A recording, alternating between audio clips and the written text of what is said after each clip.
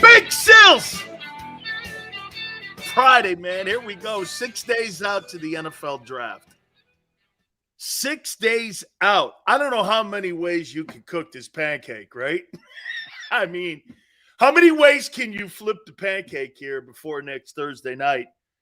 And we get a good sense. By the way, I did do what many of you asked me to do. I went back and I listened to that press conference with Howie Roseman and Nick Sirianni, and I'm going to get to that here in a second. It's amazing. And by the way, do you know the one thing that I took away from that? Before I get into some of these other comments I want to make here, I am so happy to hear Howie talk draft like I do. Howie's not looking at a particular – he's not looking at a particular dude in the draft or a position of need. He's looking for playmakers. He's looking for people that are playmakers, okay? Playmakers that are going to come in and make a difference on their football team, okay? Difference makers. Does that tell you it's going to be Bijan at 10? Or does that tell you it's going to be Bijan in the draft? I don't know yet. We're going to get to that. Before we do, I want to hit on the Patricia hire one more time. A little bit on the 5 players that were suspended from the NFL. I got a completely different view of this. This is just another sign right here just to show you when the NFL commissioner says that he has the player's best interest at heart, that he never will. I'm not giving the players a pass because when you walk into a locker room, there's a gigantic guy in a football uniform, and it tells you and it prohibits you from sitting there and gambling. You know what I don't like to hear from the media, though? So if the NFL owners told Colin Kaepernick not to kneel, all of you had a problem with that. Hey, if you are told to wear a particular hat when you go into a place of business that they own, you have to wear the hat. Well, if an NFL owner tells you you can't kneel, why are you bitching then? You know the rules. Oh, I see. Interesting. So you're picking and choosing here again. You're picking and choosing. Don't all 32 owners have a right to tell? And by the way, I'm on Kaepernick's side. But you gave the NFL a pass for that. And the commissioner lies to you and tells you years after the fact, and maybe we should have listened to the guy. Okay? Steve, no. Half of America, Steve.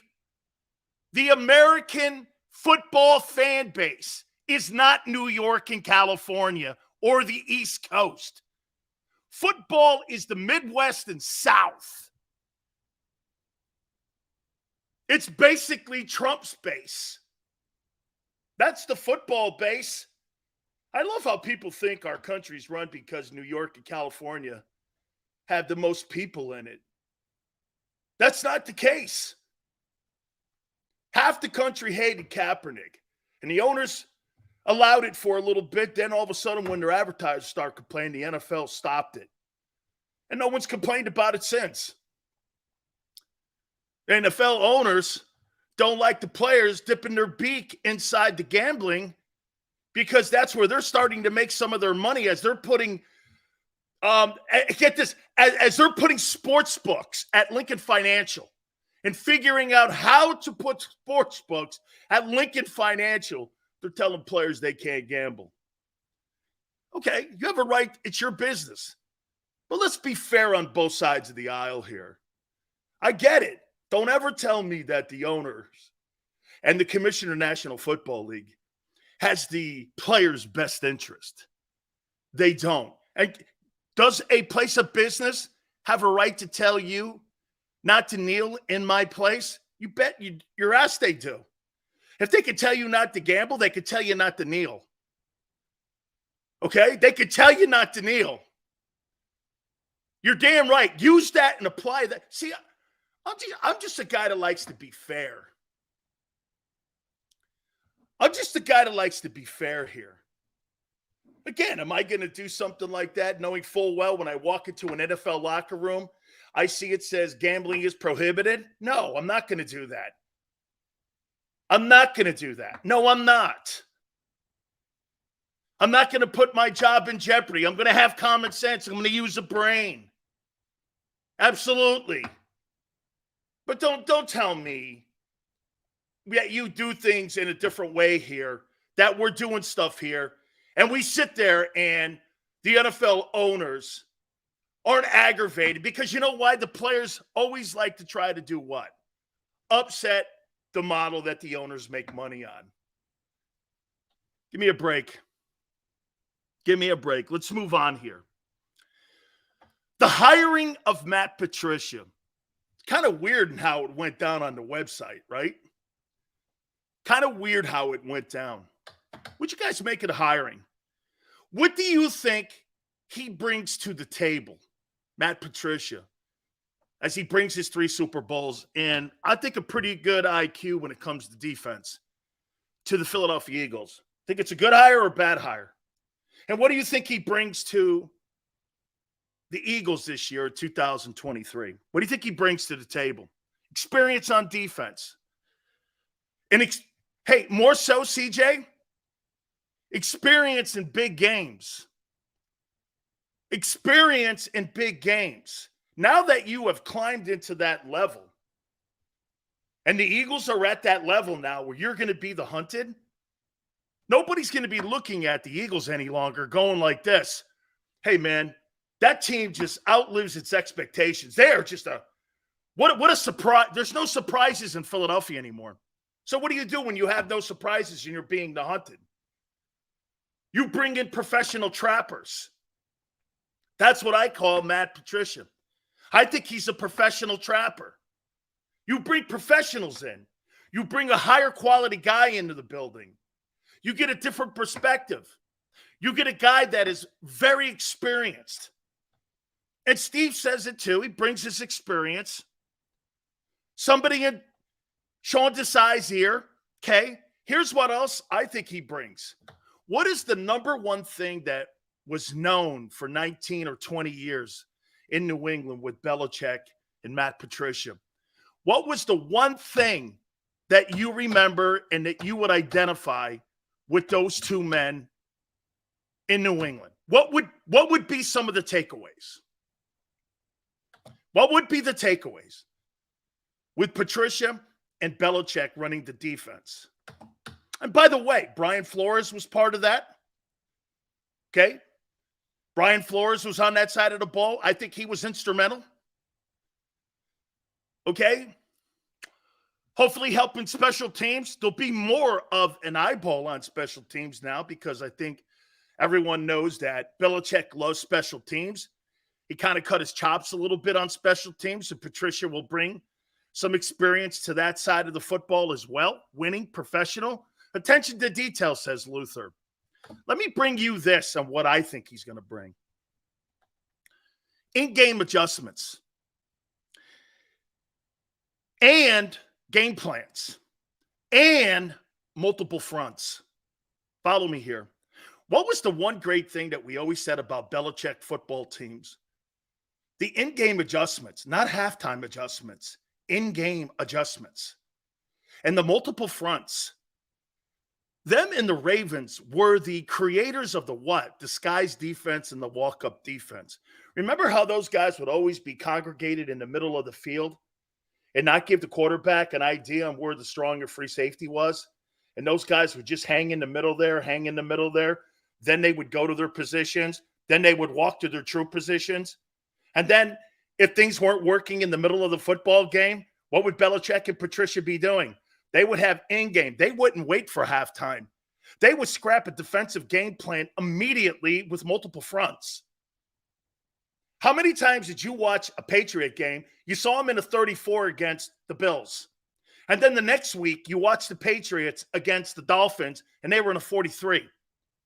How many times did you watch a running back that was killing a team the week before for 200 yards? The next week, what? That guy was inactive. They were like a chameleon. And to me, I think that's what you're going to see being added to this defense. I think it's a brilliant hire now. Because the one thing that New England got away with and how New England covered some of their deficiencies is that they were chameleons and they got hybrid players. Teddy Bruschi, Vrabel. Go down the list of the guys that you went, man, could he start anywhere else? You put a guy with his hand in the dirt, stick him up in the air in a 3-point stance to a 2-point stance. Some of these guys were so good at in-game adjustments and hybrid defenses. That's exactly how you cover maybe a lesser talented team.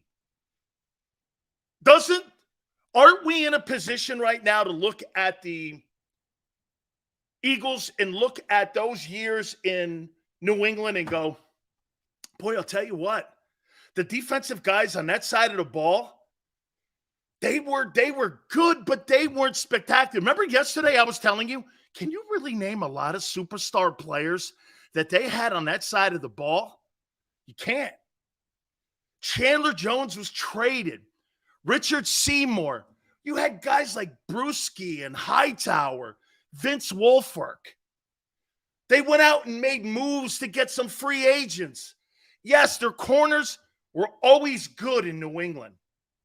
That's the one thing you can always lean your body on and put your hat on the hook on, is that they were always great at the corner position, weren't they? Well, Belichick was a secondary coach first. Then he became a coordinator and linebacker coach. He first started as a secondary guy. And that's kind of how Matt cut his chops too, secondary guy to coordinator. So, I mean, and again too, Kyle, remember this. Willie McGinnis was not drafted by Belichick. He's drafted by Pete Carroll too, another Carroll guy. Very few of those people that were up there when they were going through their early part of their Super Bowl run were drafted by Bill. They were drafted by the prior regime. They weren't drafted by Bill, but Bill knew how to put people in position. Why? He learned it in New York. He learned it in New York. And here's the failure of Matt Patricia as a head coach. Here's the failure of Matt Patricia as a head coach. And it reared its head for Belichick in Cleveland. Don't you guys remember the story? There was a story when Lawrence Taylor fell asleep in a Giant meeting. And he was going over a defensive game plan. I think they were getting ready to play the Eagles. And it was a divisional game. It was a pretty big game. And they're sitting there talking. And after he told them what he had told the defense, as he was the coordinator of the team, obviously, he goes like this to him. He goes, hey, I just want you to know Lawrence Taylor showed up to the meeting 15 minutes late. And Parcells looked at him. Okay. He goes, well, I just want you to know. You know what Bill told him?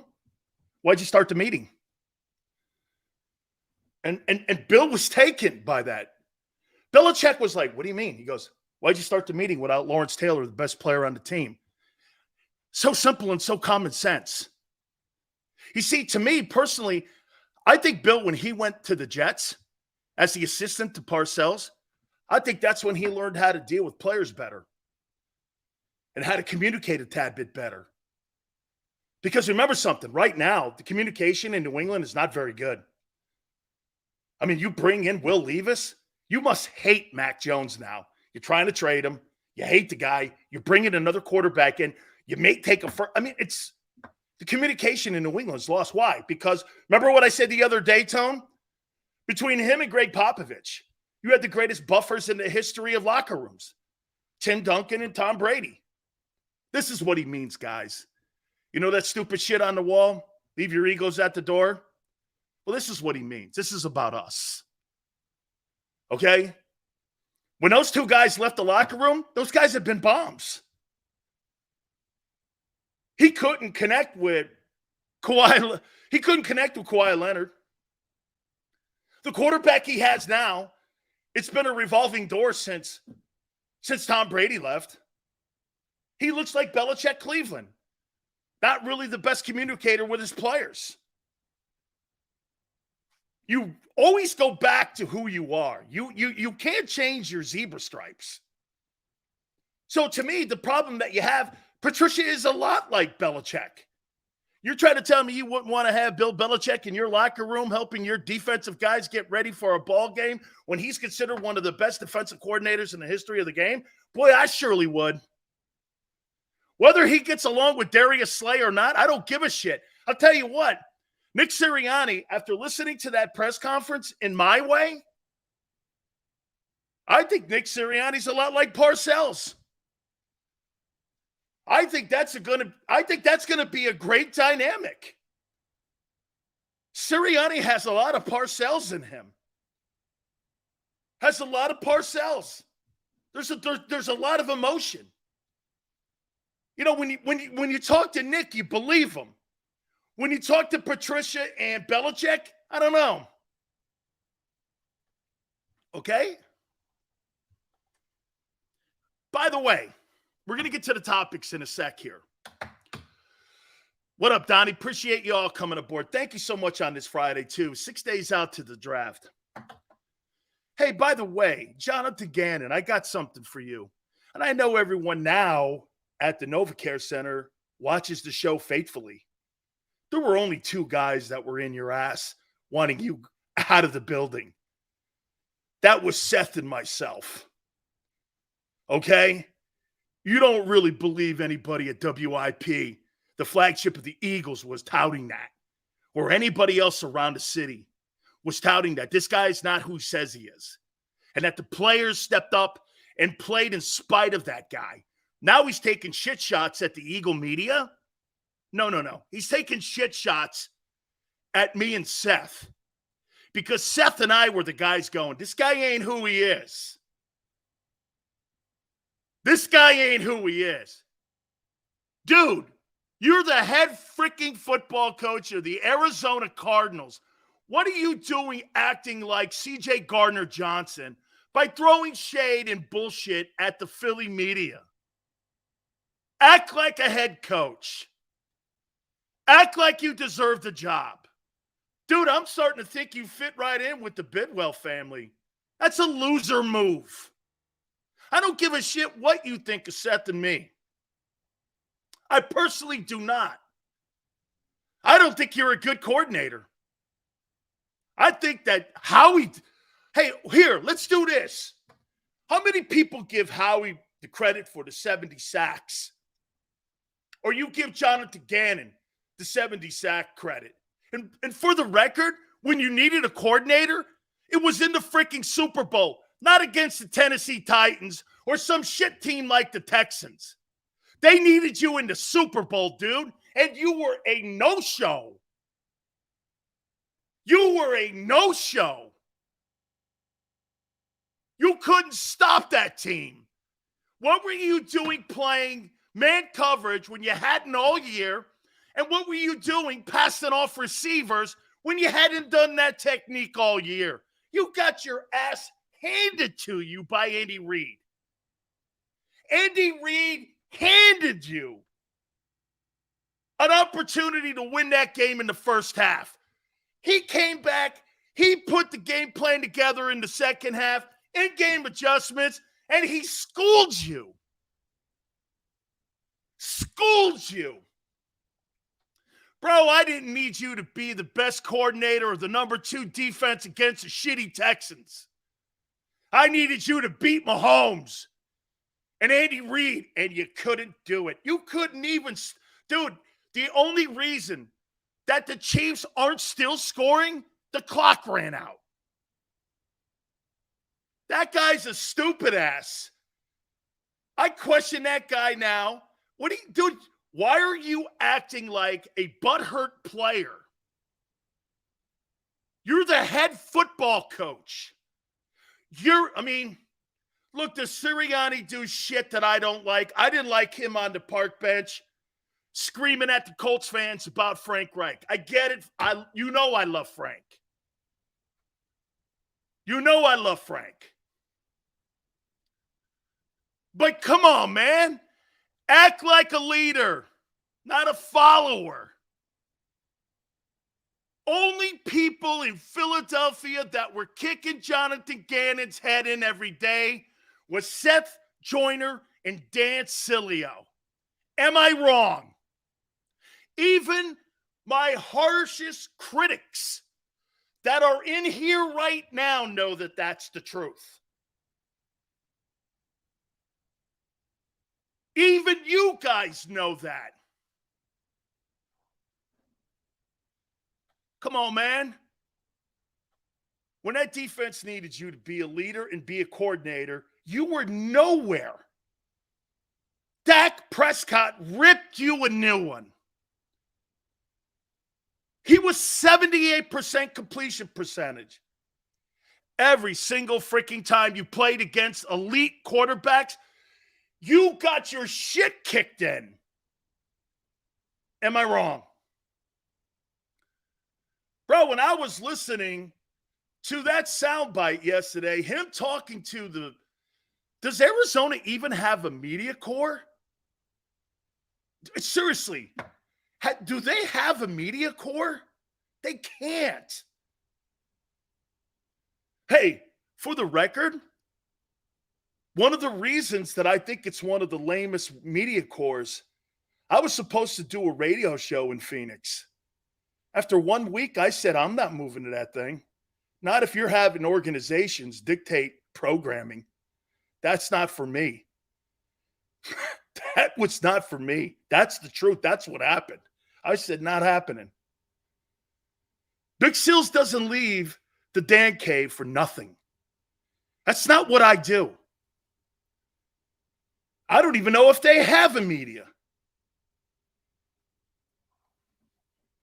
I saw that soundbite, and I'm like, look, I'm not a defender of the Philly media, but I will say this. That media corps is as hard as anybody in the nation.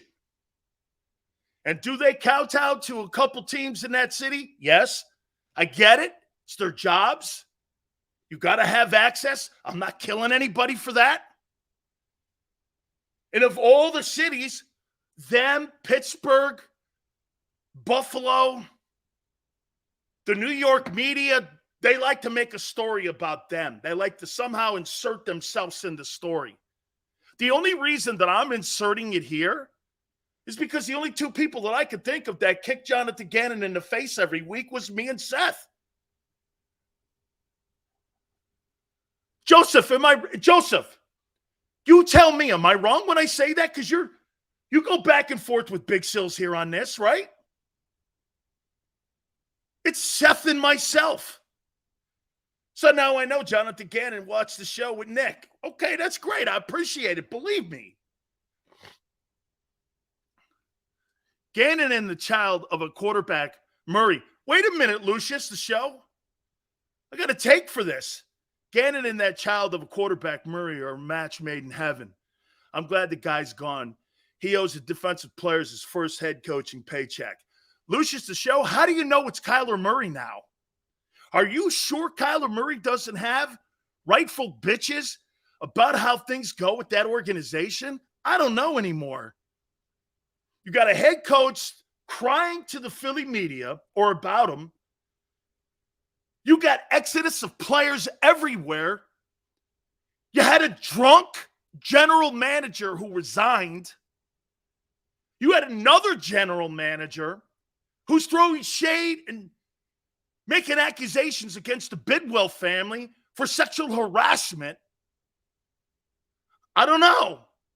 Does that sound like a healthy environment to play quarterback in if you're Kyler Murray? If you're Kyler Murray, do you think that's a cool place to work? Man, Jalen's got it great. Jalen's got it great. Good for him. That dude's got it great.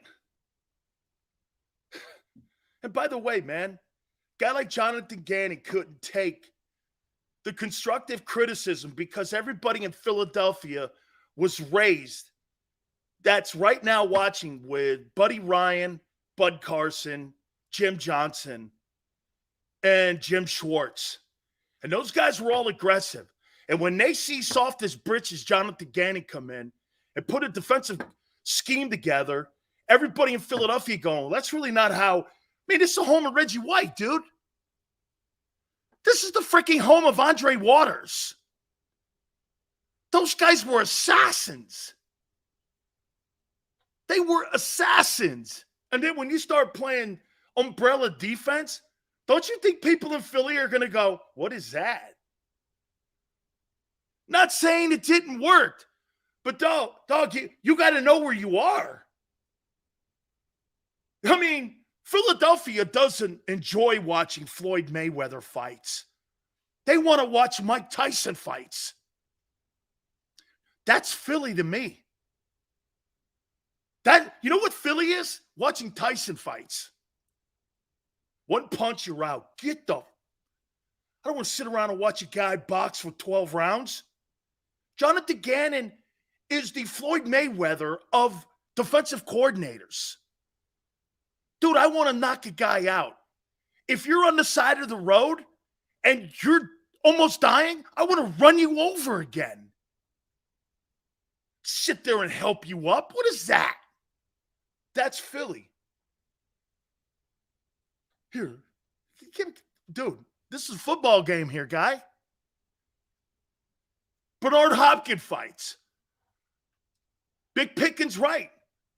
Carson Wentz, thank you. Joe Frazier, right. You know why Bernard Hopkins? Knocking out De La Hoya to the gut. One of the greatest punches of all time. Boom! He's down. I'm like, unbelievable. He knocked out Oscar De La Hoya with a body punch. Tell me that's not Philly. I didn't hit you in the chin, kid. I hit you in the gut and knocked your ass out. That means wherever I come from, be prepared to get knocked out. That's defensive coordinators' minds in that city. Not that shit you played last year. So if they were not used to it, you had to know the room, dude. Kyler Gannon, new Brady Belichick. I love the executioner. Okay? So, dude, he's actually taking shots at you also, the head coach of the Arizona Cardinals. I was offended for you guys. I wasn't offended so much he was taking shots at Seth and I kind of love it because you know me, that's a merit badge for me. But I was like, so Philadelphia hadn't seen a guy play soft as cream pie defense before and it be effective. Hey, is that maybe the new NFL? Maybe. We're starting to see more teams do that. Okay. Maybe there's a transition going on. All right. But bro, don't get yourself butthurt over that stuff. When someone doesn't see something and not used to seeing it and they're used to playing like, dude, what is the one thing that has made Philadelphia a dominant organization since 2000? They kill you on the O-line and they got dominant defensive lines. Once again, you have that again. You have the best front seven, the best defensive line in the NFC East now. Again, you have the best O-line. So look at the Eagles. Once again, you have the best O-line and defensive line in the NFC East. Is that a shocker? No. Well, that's not cream puff football, kid. Nobody's playing flag football in Philly. Just because you coach like it's flag football, that was an adjustment for everyone. You're lucky they won, and you're lucky they played shitty teams. Because if they would have started, that guy would have been fired. How about this? I'll make a point to you guys, and you tell me if I'm wrong on this. Jonathan Gannon hadn't gotten that Arizona job with all those quarterbacks that are coming in, and him not having the ability to stop any of them high-profile quarterbacks. You think he would have survived the year last year as DC? Not a chance. Not a chance. You think that guy would have?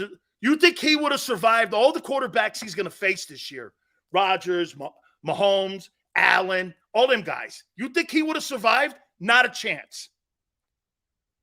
Not a chance. Not a chance.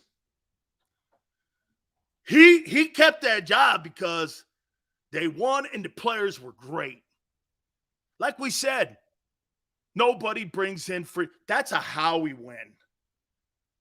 That's why when Howie let that defensive coordinator, dude, I think Sean Desai's a better coordinator than Jonathan Gannon. And you're trying to tell me Matt Patricia knows more about defense and defensive schemes and multiple fronts and disguised defenses than that guy will ever know in his entire coaching career. Just because Matt Patricia's not a good head coach, don't hold the fact against him. Hey, North Turner's not a good head coach. North Turner's a pretty good play caller.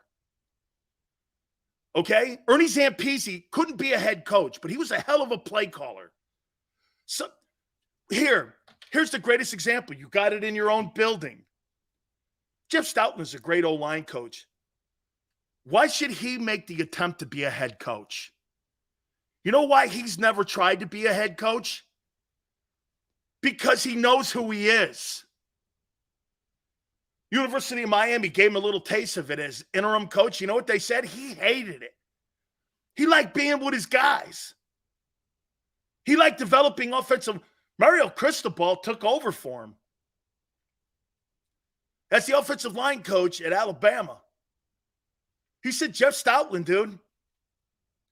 Like, there's nobody better. Alex Gibb, Joe Bugle, them kind of dudes. Hudson Hawk, them dudes, absolutely. Some of the best. Larry Bechtel, Tony Weiss. Those guys are all great O-line coaches. I mean, taking shots at the Philadelphia sports media and their fans. But then again, you guys are, get this. You know what's funny? You guys probably look at that and laugh. Because this is something that happens every year. Look at the players that have left you. Or people that have left you on a shitty note. You know the only guy really who hasn't taken shots at you is Ben Carson Wentz. I give him credit for that. C.J. Gardner-Johnson, who I'm a fan of, got a $6 million raise. He could make $8 million. He's talking shit on the Eagles. Dude, why? You won the war. What's the point of that? You're on a pretty good football team. What's the point? Crazy, man. So, again, for me, I'll take a shot at me. JG, have at it. We'll see how you do in a shitty organization like Arizona. Here's my prediction on Jonathan Gannon. He'll be fired in 2 years. 2 years, give him. He'll be fired. Yeah. You know why? He's a liar. Liars in a sport like football don't go far because they see through that shit. See, they get paid too.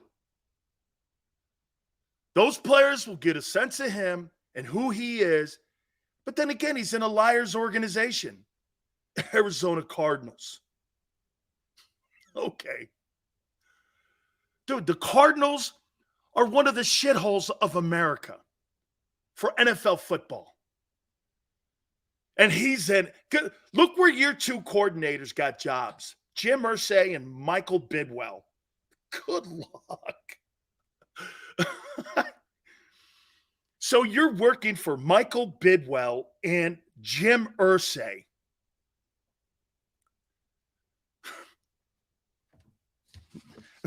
What type of success do you think you're going to have in those places? Do you know why? Now I know why Tony Dungy underachieved in Indianapolis. It wasn't because of Coach Dungy and Peyton Manning. It was the owner. Now I know why Peyton Manning wants nothing to do with the Colts. Dude, you look at Peyton Manning, you would swear he played his entire career in Denver. That's right. Hey, Charlie, after working for Jeffrey Lurie, now you're working for Michael Bidwell? Hey, man, you better not let your old lady around the complex. God knows what will happen.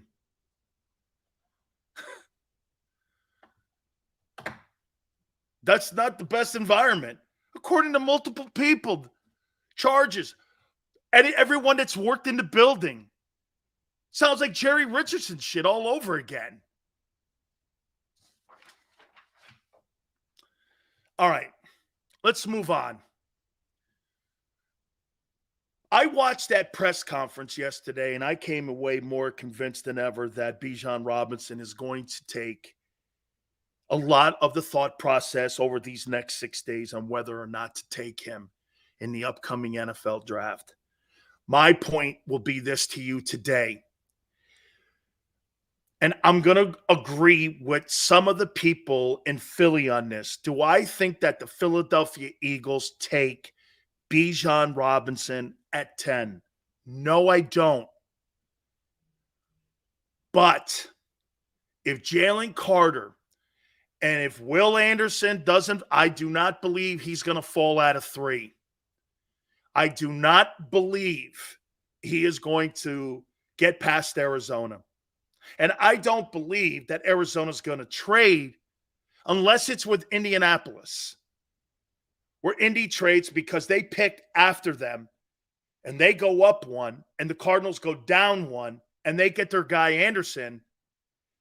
There's going to be probably a gentleman's agreement that they want Anthony Richardson. Anthony Richardson, in my opinion, makes sense in Indy. Makes sense in Indy. Because he wants to run the RPO system. I'm going to say something to you about Shane Steichen. I had forgotten this. Shane Steichen had worked with the Charger organization and with Justin Herbert too.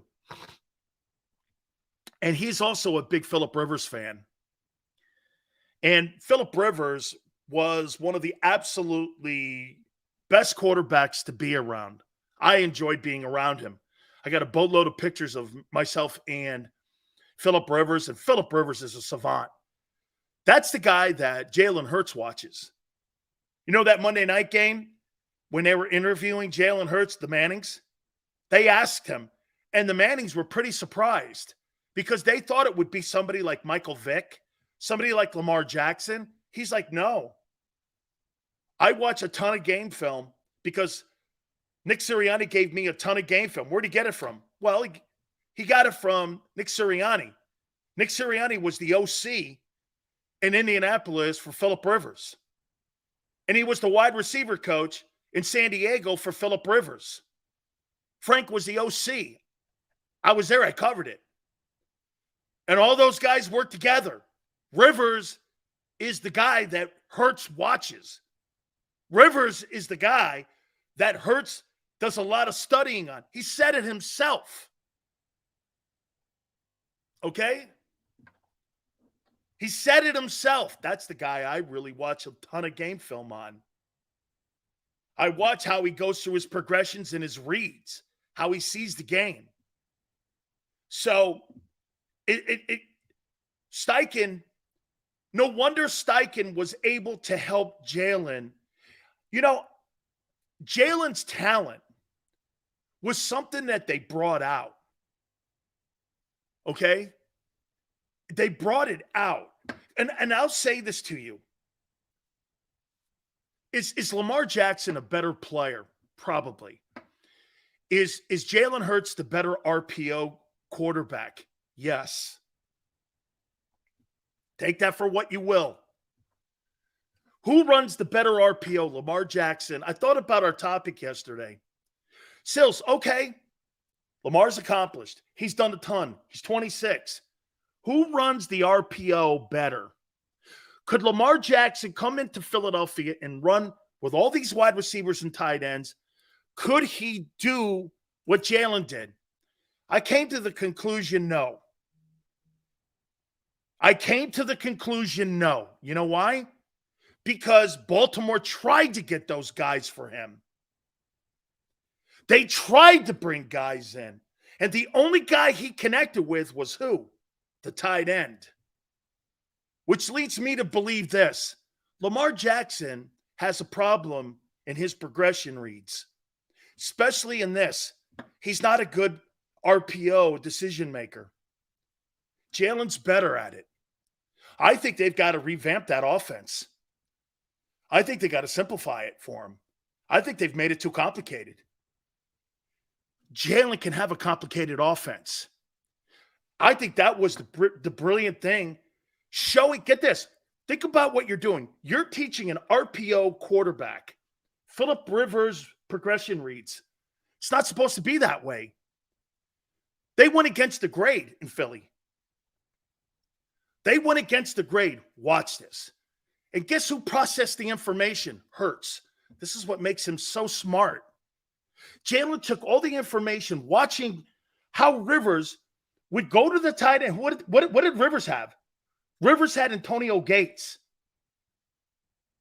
I believe that RPO offense, in my opinion, in Philadelphia, that entire offense stems off the RPO, off that tight end, and what you do with Goddard. And everyone else is secondary. I don't think the wide receivers on the perimeter dictate the RPO as much as what Goddard does.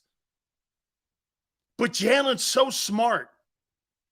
And when you have a guy like Goddard in there, what does he do? The middle of the field's wide open.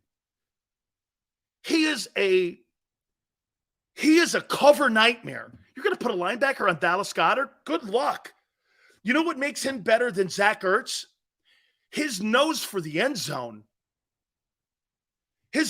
He's got a nose for the end zone. Zach Ertz had a nose for a 4-leaf clover on the field after he caught the ball. Catch, down. Not that dude. That dude's looking to hurdle people to get into the end zone. Now, did Hurts have better hands? Yes. Goddard drops a couple too many footballs for my liking.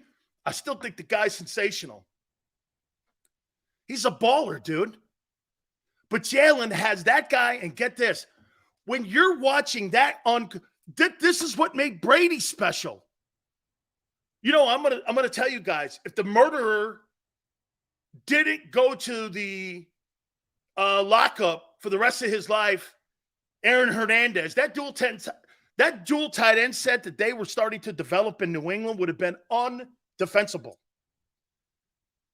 You couldn't have defended Hernandez and Gronk.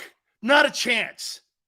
They would have ran 2 tight end set, and those guys would have been Randy Moss would have had 100 touchdown catches. You couldn't have defended that. If that guy doesn't go to lockup, Aaron Hernandez, that dual tight end set would have been incredible to defend. And it was becoming, you started seeing it, you were like, dude, nobody can defend this thing. Remember when they were doing that at the beginning of it, everyone was like, holy shit, this thing is going to be a tough. You had to have linebackers like Ryan Shazier, Derek Brooks. You in theory had to have cover 2 linebackers that could play the run, which is not common. You had to find special linebackers to cover them tight ends. You're not covering Dallas Goedert with TJ Edwards. You're not. Marshall says, I agree. That's why our offense took a drop and changed when Goddard got hurt completely. And if you think about it, let me ask you guys this. Please give me an education here on this. Was Goddard back in the Chicago game? Was he back yet for the Chicago game when Hurts got hurt in that game? Because to me, I'm telling you, Jalen Hurts is the best RPO runner of that style of offense I've ever seen. There. Is he more talented than Vic and Lamar Jackson? No. But in that system, he is the best I've ever seen. And listening to those guys at the press conference yesterday sold me on it. They're paying him for his decision-making on the field and how he sees the game. Okay, he came back at Dallas. Goddard was not back yet. I think that may have played into him getting banged up. Here on Jalen Hurts. I thought about that topic yesterday. If you had to start your team with Lamar Jackson or Jalen Hurts, it depends on what you want to run. If you want to run a reckless RPO system, you run with Lamar. But if you want to run an offense and taking advantage of all the gifted players that they have on their football team right now, and taking advantage of everyone, then you get Jalen Hurts' ass in there. And yes, he is worth $51 million then. If you're running that style, and I heard this yesterday at the press conference, we don't want to change anything. No, but what I also heard was this, but we have to be smarter. We have to be smarter. Would Debo would be a 1,400-yard receiver in our offense? You know what I would want Jameson Smith, Debo to do? 1,200 yards receiving, 500 yards in jet sweeps, couple carries in the backfield. If I lose A.J. Brown or Devontae Smith, so be it. I can't lose the guy that's the quarterback. I can't lose the quarterback. I could lose A.J. I'll go get another one. I'll go get another A.J. Brown. I'll make a trade. Go get another one. Go get DK Metcalf. Run these horses until their hoofs break. I don't care. I'm not losing him. They got to be smarter. Ray, Deebo Samuel is a spectacular football player. Any football team in their right mind would want him on the team. Don't kid yourself. No to Deebo? Come on, guy. Isn't it funny? Most of the great wide receivers in the NFL today are second-round picks or lower. What does that tell you? Don't be snowed by some of the guys that you see in the upcoming draft because they went to fancy schools and they got fancy numbers and shitty programs. I mean, I had to look it up. Deebo Samuel went to South Carolina? Really? I do not remember him at all with the Gamecocks. I do not remember him at all. DK Metcalf, I do not remember him. Devontae Adams, I never heard of Devontae Adams until he got to Green Bay. Since he was at Fresno State. I don't watch Fresno State football. Cooper Kupp. All these dudes were not first-round picks. The majority of the star receivers in the game today are later-round picks. Do you know in the last 15 years of the All-Pros and Pro Bowlers, 65% of those guys were not first-rounders? That's all you need to know. We're not first-rounders. If you miss on a guy and you get him in the second or third, this comes down to Jalen Hurts developing that guy. By the way, what helped Jalen Hurts was having a running back that gave him 1,300 yards and 11 touchdowns. You know why? Look at the multitude of weapons he has when he snaps the ball. Think of this. Hurts walks to the line of scrimmage. He's got a 1,000-yard receiver, a 1,000-yard receiver, a 1,000-yard tight end, and a 1,300-yard back, and the best O-line. I'm telling you, as a coordinator, I'm sitting on the other side saying, what the F are they going to do? You have them on the defense mentally. That's why when you're playing defense, you're trying to get the advantage on an offense. What would you do against what do you do against Rodgers? You know what you do against Aaron Rodgers? Stop the run game and keep him in the box. Don't let him get out in the perimeter. Aaron Rodgers is great in open space. Keep him in the box. That's how the 49ers beat him. Keep him in the box. Stop Aaron Jones. You win the ball game. Here's how you stop Dak. Stop the run. Dak will throw a pick. Okay? You want to know how you beat Arizona? You don't let D-Hop get nuts. And you keep continually hitting Kyler Murray. You know why? He'll quit. He'll quit. You know how you beat Brady? Injuries. Dude, what stopped Tom Brady last year in Tampa? Their entire offensive line was gone. They couldn't get a run game. Brady needs a running game. Why? He's a play-action quarterback.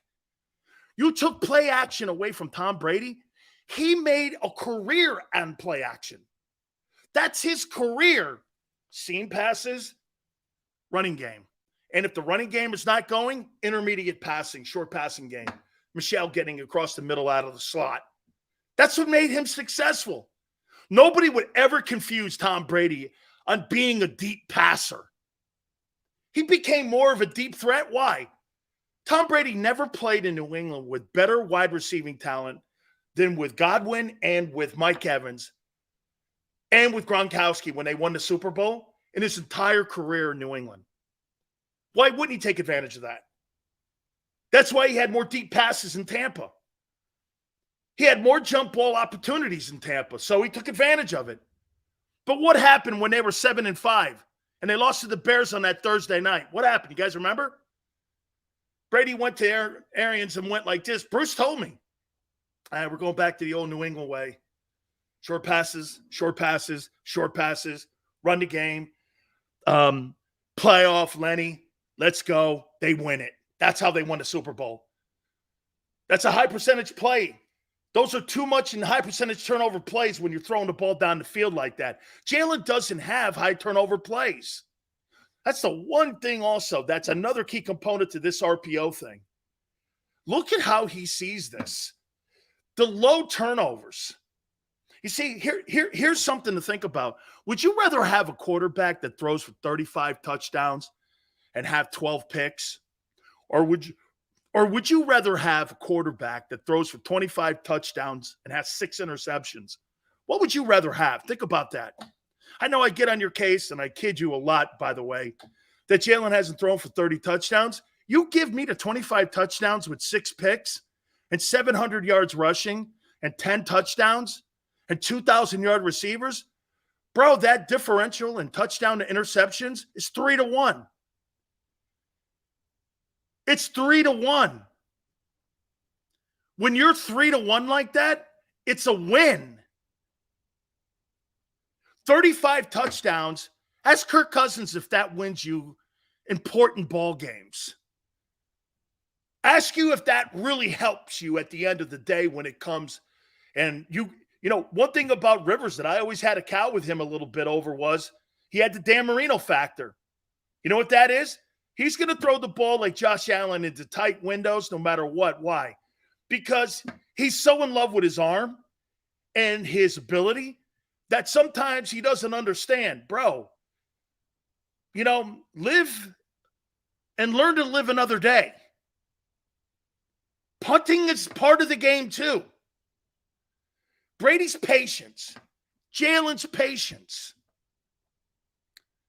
is completely the most important thing that you take away from it. Mahomes loses patience. He can be beat. That's why you see teams like the Colts beat him. You know why? You frustrate him. Jam his receivers. Juju Smith-Schuster. You see, that's what Jonathan Gannon thought he was going to do, is jam those shitty receivers in Kansas City. What happened in the second half? They ran crossing routes on him. And Jonathan Gannon had no effing answers for that. That just shows you what a shitty DC he was. Dude, stay back. Do what you did all year to win those games. Let your front seven go nuts. No, he thought he changed the game up in the game. I mean, it was totally a Marty Schottenheimer move. Jonathan Gannon was like the Marty Schottenheimer of D coordinators in that game. Terrible mentality by the DC. How about this? The DC put your team in a position to lose. And because the Eagles were so talented, they still almost won it. Can't be that way. Coaching in the NFL matters. I told you. Nick Saban couldn't coach a guy in the NFL to save his life. You just can't. He likes to be the head chief in charge. He likes to have his own moat. He likes to have all this bullshit, you know, of telling you how great he is. But what one thing does he do? He has great assistant coaches. You have great assistant coaches in that building. He's a great recruiter. But in the NFL, everyone's great. Coaching matters in the NFL. Putting your players in a position to succeed is the most important thing that a coach could do for any player. And by the way, here's another one. When he couldn't figure out how to stop the run, he went and moaned to Howie. Howie went to the milkshake stand and ended up getting Linval Joseph, and he had to go get Ndamukong Suh. He couldn't coordinate it out. What did Dan Quinn do? They were having trouble stopping the run. Quinn schemed it up. That's a coordinator. That's what a coordinator does. He doesn't go crying to the front office and blame the players because there's not enough personnel on the field. What was your excuse then, Jonathan Gannon, in the Super Bowl? Talent? That's what he'd tell you. Okay? That's what he would. Jonathan Gannon would tell you he lost the Super Bowl because of talent, not because of him. There's coaches like that. The brother blame the player. Then he goes to Arizona and cries and moans about being shit on because of his style of coaching. Hey, guy, suck it up. Welcome to the big leagues. Geez, I would have thought one thing about Philadelphia. At least they would have schooled you on being a little tougher. Shit, man. Ben Simmons is tougher than this guy. I don't hear Ben crying about Philly. This guy's moaning and bitching, and he got the big job in Arizona. What a worm. Honestly, dude, you are exactly who I thought you were. That guy's exactly who I thought he was. You know how you should leave Philly?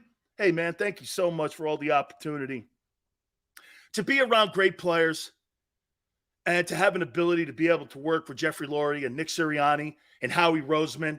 It was just a real great honor to be in that building. I have nothing more to say. Frank Reich says that all the time, every time he talks about the Eagles. And this is after he got fired in Indianapolis. It's so much so that he kind of showed his hand that the Eagles wanted him back as offensive coordinator.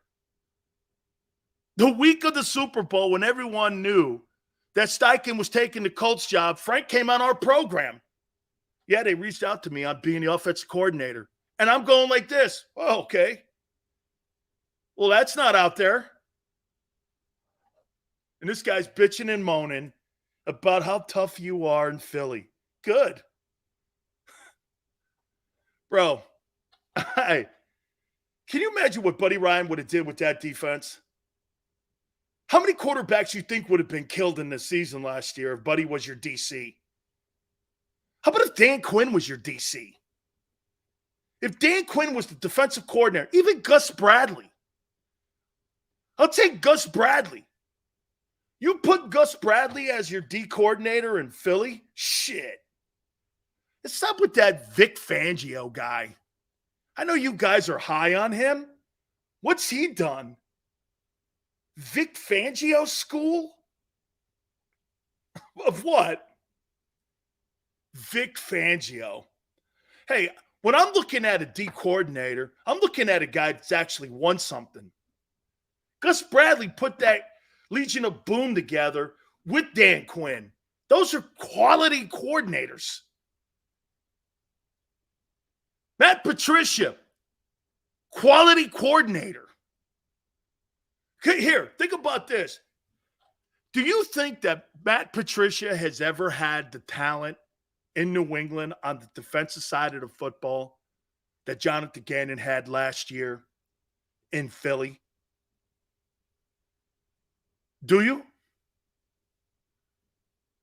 This guy had Fletcher Cox, Javon Hargrave, Brandon Graham, Josh Sweat. I don't ever remember a collection of dudes like that in New England. Hightower was a good ball player. Probably better than TJ. Okay. But outside of that, Kaiser could have – what? Here. Watch this. Brandon Graham could have played in New England during the Brady Super Bowl.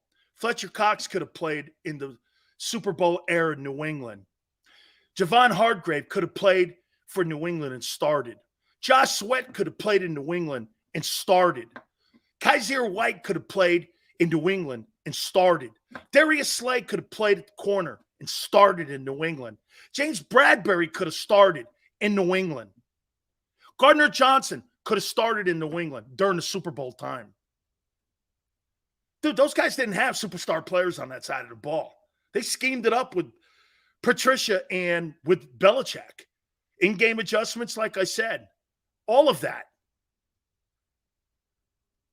All of that. Gannon has had more talent the last 2 years than Patricia ever had in New England. That's why they're bringing him in. Because you know why? They're going to disguise fronts. He's great at multiple fronts, 34, 43, 50 look, bear look, all that. Wide 9s, 7s. They do all that in New England.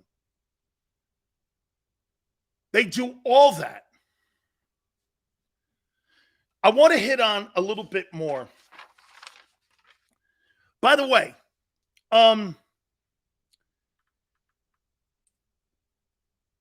my boy Jason Cole's going to join us. He's got a book out. Check this out.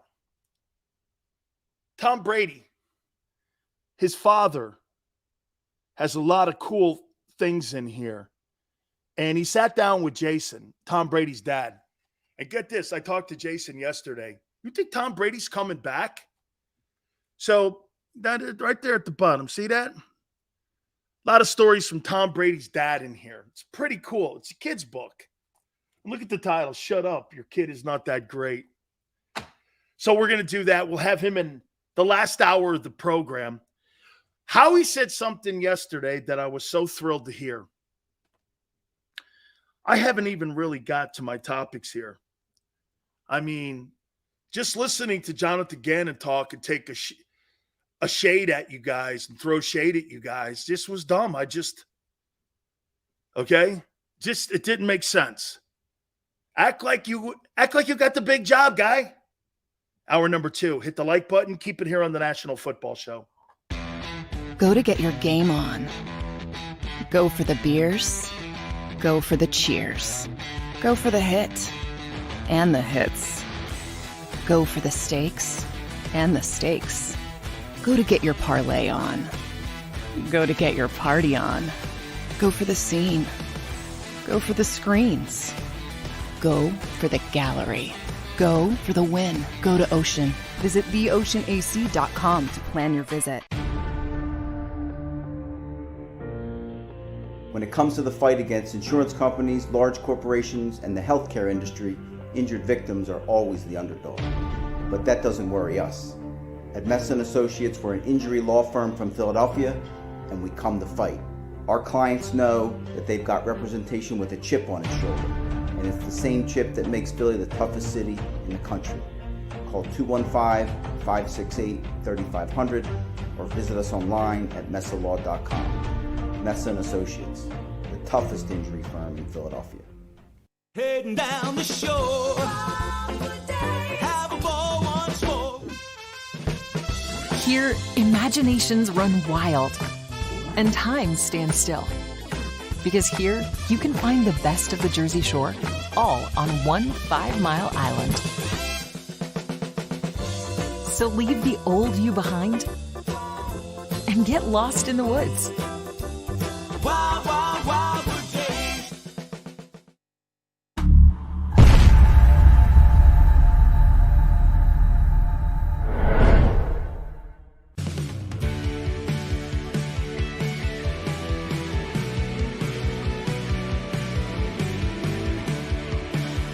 My name is Fran Salerno, and I'm a managing director here at Del Valle Insurance Group. Been in the business for over 36 years, saving people money on their insurance needs. Give us a call. Let us help you custom design an insurance plan that meets both your needs and budget.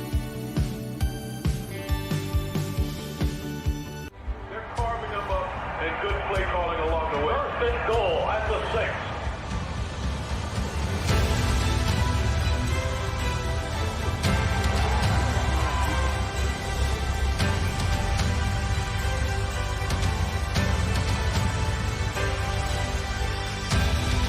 On the field of life, First Trust Bank is there for you. Champions on 3. 1, 2, 3. Because Philadelphia dreams deserve a Philadelphia bank.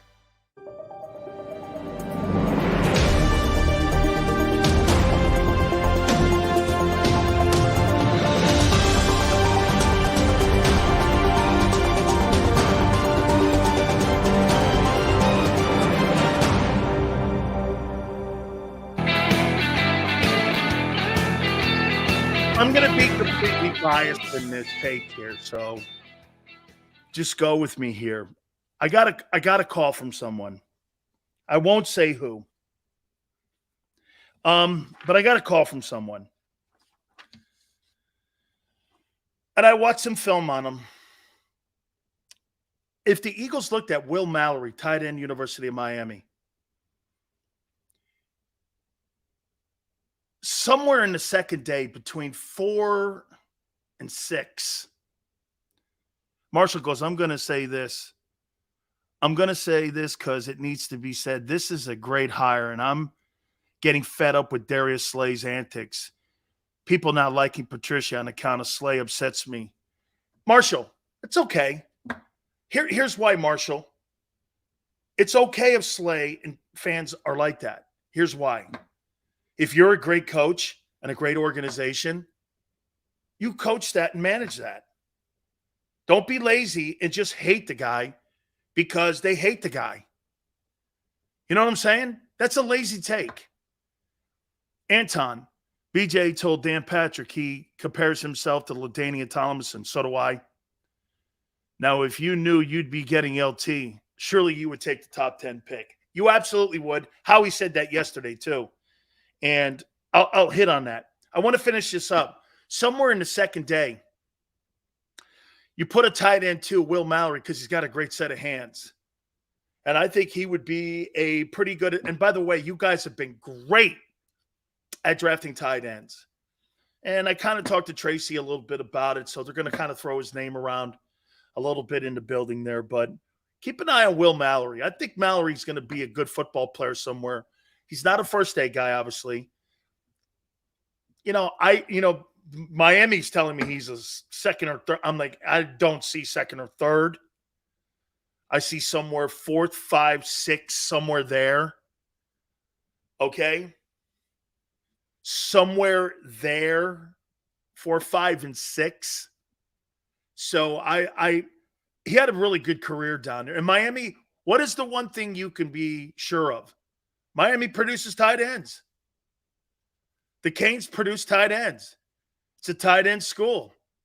Look at all the great tight ends that have come out of that program.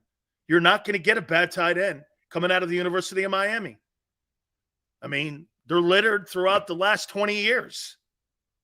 Yeah, Dion, that's where I think it is too. I think he's a 4 through 6 kind of guy. Yeah, that's right. Hey, picking. Slay's never going to live out that contract, so who cares at the end of the day? Okay? Who cares? This is about winning ball games. I don't want to sit around and have to worry about somebody being butthurt over something. Let's just move on. You know what I mean? So Will Mallory, somewhere between 4 and 6, I would think that hopefully the Eagles take a look at the tight end from the University of Miami. All right. Howie Roseman knows what he sees here with Bijan Robinson. He said it so at the press. I took a ton away from that press conference yesterday. Okay? Fly, you're forgetting another guy, too, that tried changing the room. The guy that played in Seattle and New Orleans. You forgot him, too. Okay? You forgot that guy.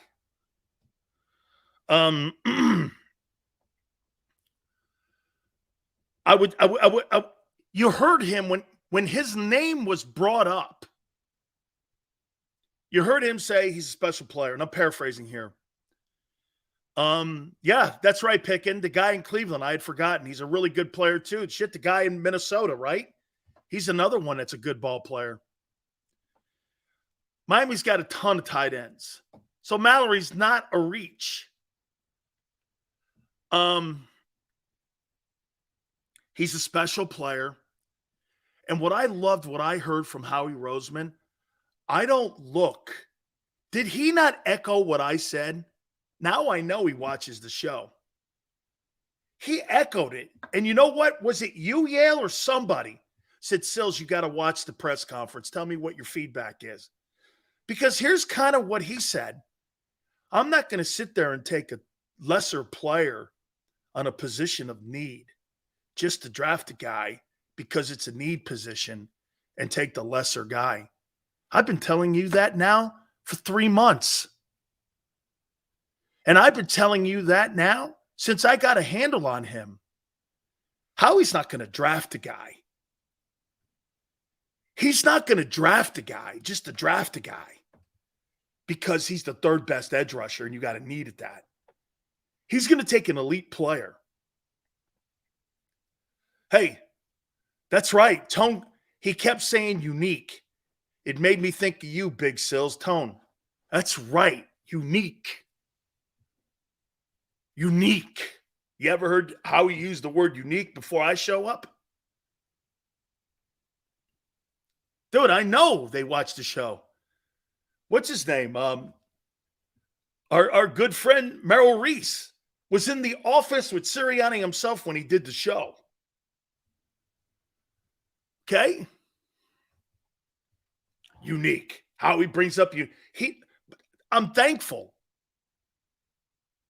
I'm thankful. And that's why Merrill comes out and says, I value your opinion massively. Because obviously, hey, you may not like my delivery or my style, but at least you watch me. And that's what they're doing there. And I respect that. They know I almost got hired by Ken Herrick and Al Davis. They know I almost got hired by Mike Lombardi. They know all that as a talent guy. They know I almost went to work for Ron Wolf. I was this close to going into personnel.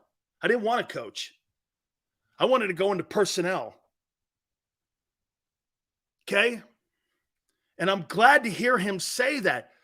It's here. I'm going to tell you, here's my critique of Howie and how he runs his football team. That deal he put together for Jalen Hurts, it's like putting the Constitution together or carving out the Pietà. Okay? Sills, you remind me of your Jalen Hurts takes. You may not like the style, but damn it, you got to watch. Thank you, brother. That contract he did is the Pietà, the Michelangelo. It's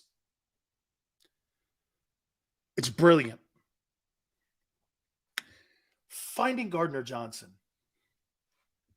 That guy was on another football team's roster that's in salary cap purgatory in New Orleans. And Mickey Loomis, who I have a shit ton of respect for, didn't see it. He did. Brilliant. Figuring out the Rubik's Cube where Arizona, Carolina. I'll tell you what, if I'm the owners of Arizona and Carolina and my coach or my scouting department draft an edge rusher, I'm going to kick your freaking ass because you couldn't figure out Hassan Reddick. That's an organizational failure. Eagles figured it out. He's not a great tackler. He's not a great cover guy. I'm not paying him for that. I think that's one of the mistakes Dan Quinn makes with Micah Parsons. Bro, I don't want you dropping in coverage. Go kill the quarterback. You're going to make more of an impact on a football team killing the quarterback for me than covering a stupid-ass running back out of the backfield. Am I right? Go kill that guy. Look, how about this? That one impact play that Hassan Reddick had, and he had a bunch of them.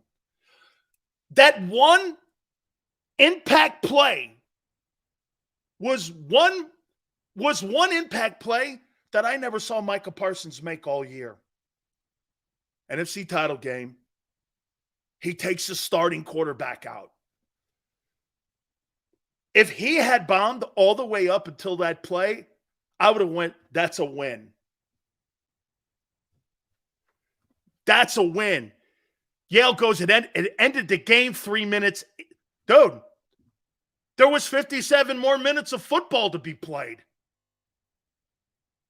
Reddick earned his money on that play. Why would I drop his ass in coverage? Howie and the staff and everyone figured it out. The drafting of these O-line and him, dude, he's way better. I did not think he was that hot a GM. But being out of the broom closet, since he's way better. I mean,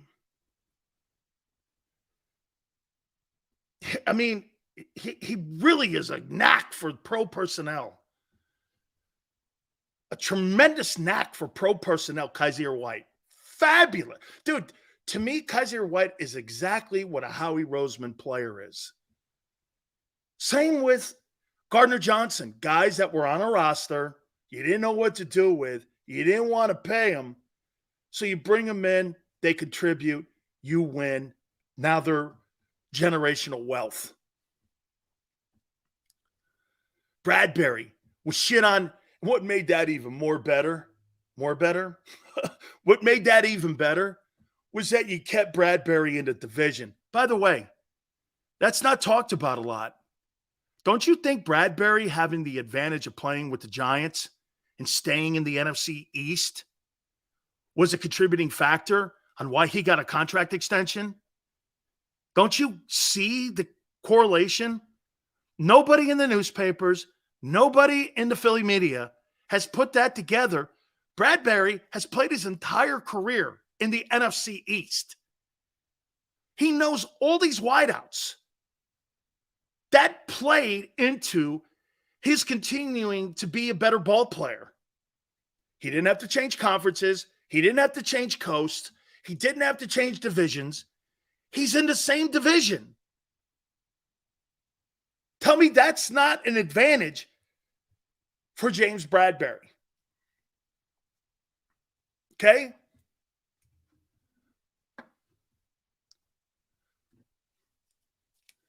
Okay?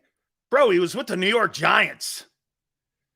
But, okay, I shouldn't say started his entire career. Correct. But he was with the Giants. He made the Pro Bowl in New York. He made the okay. Started it in Carolina. I should have said, okay. Anyway. Then on top of that, his ability in the later rounds is where the organization has really done a nice job. Sweat in the fourth, okay? And again, just when you see the mishaps like the Andre Dillards or the Ragers and the overdrafting of Jordan Davis or the gamble on Nakobe Dean, because that's what they are still. They're gambles. One guy's a good player. One guy is overdrafted. It's okay, though, because as I said yesterday, 17 of the 22 guys that you have going into the 2023 training camp before the NFL draft have been built through the draft. That's a great percentage. Actually, I would say this to you. The Eagles are starting to get the draft right. They're starting to get it right a little bit, where they haven't for 23 years. They're not good at drafting corners. We know this. And they're not very good at drafting edge rushers. Okay? They're just not. However, again, not to go down that route, but to hear Howie say this leads me to believe how he sees Bijan Robinson. He's a game-changing player.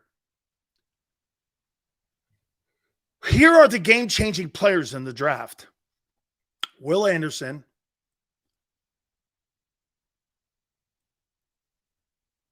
Jalen Carter, Bijan Robinson,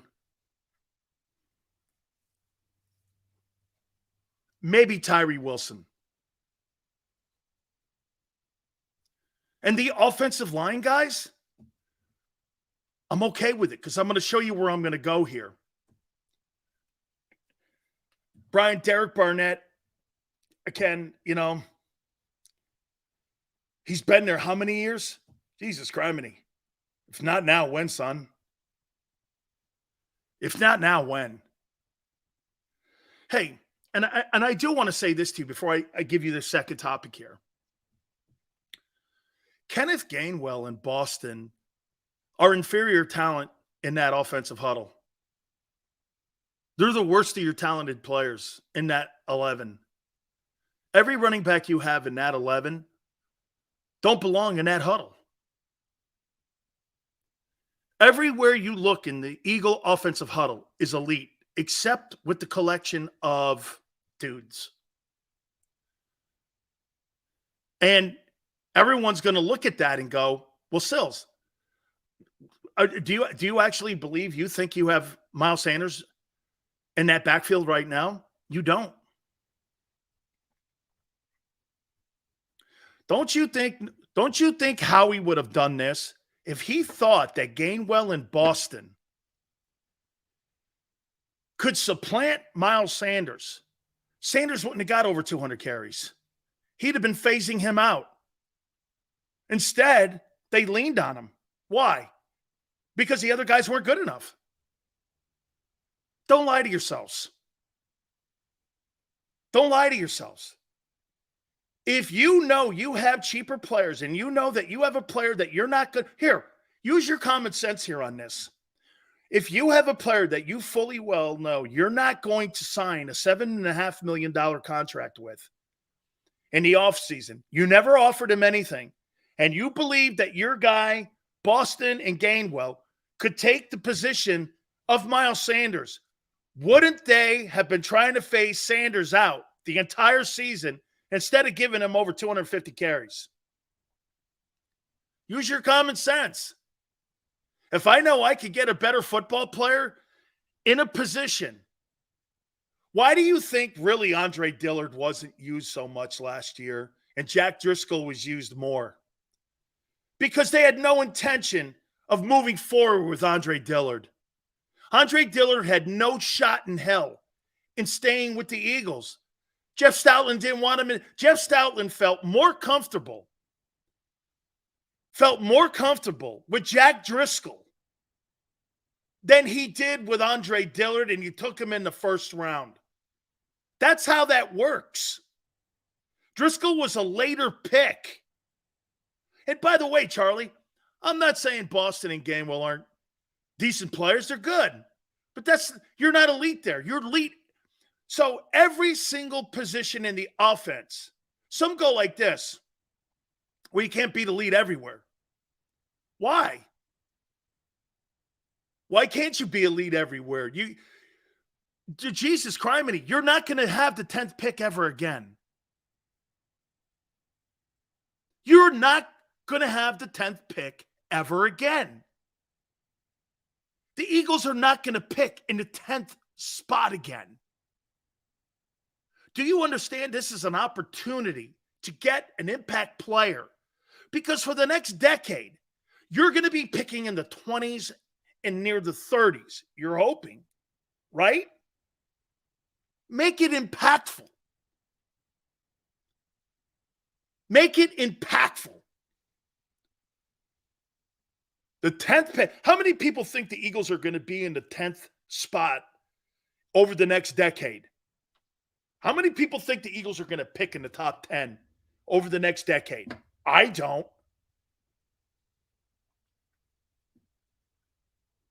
How many times has the Eagles picked in the last 25 years in the top 10? I know Wentz went early.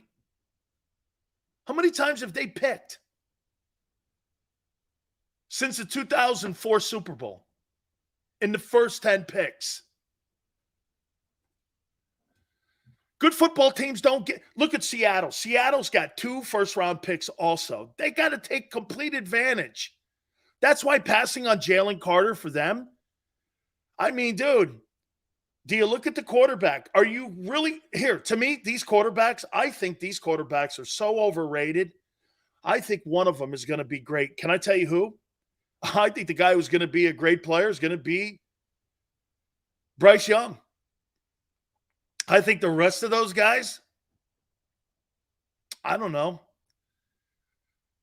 I mean, really, when I watch those guys play, and by the way, I heard somebody say something today that Bijan was on a shitty football team. Let me give you an impactful insight on the draft. Give you an insightful impact here. And Texas wasn't good. And by the way, against Alabama, he had 130 total yards against Alabama last year. What was John Elway's record at Stanford? Check out these pictures. John Elway's record at Stanford was 20-23.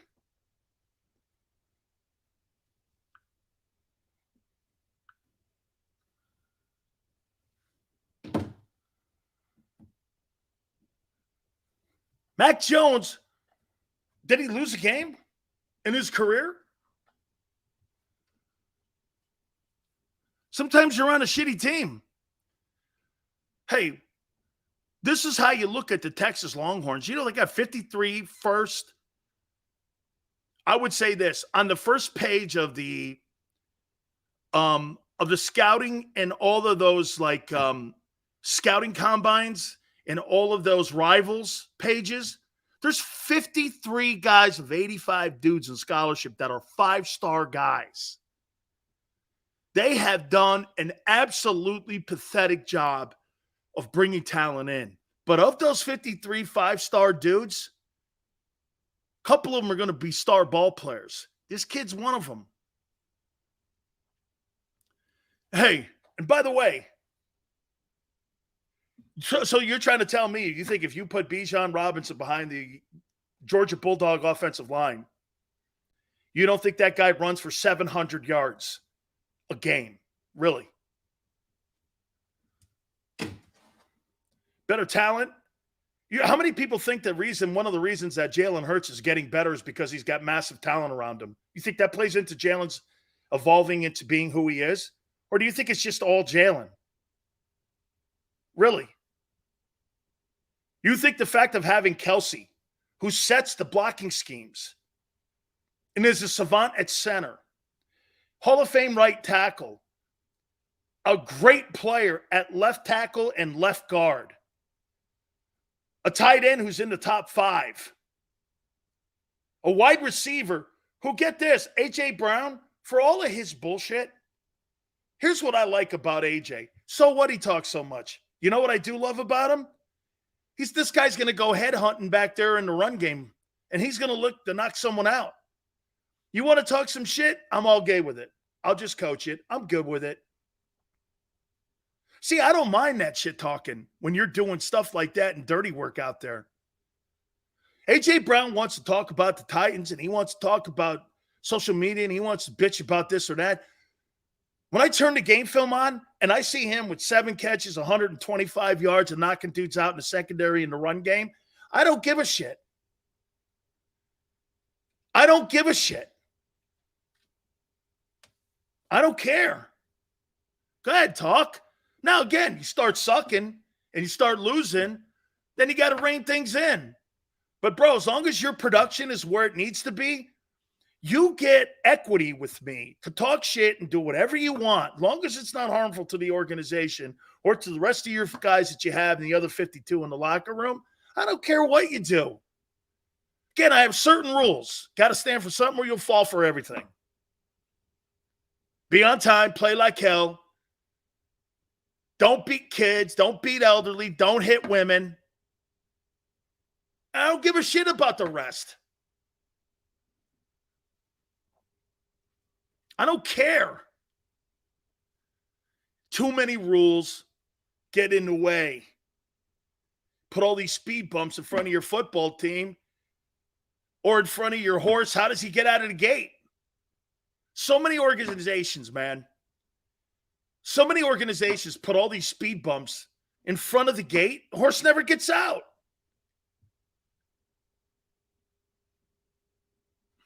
Hey, don't root for Dallas. I didn't like when he lost his cool in the sidelines.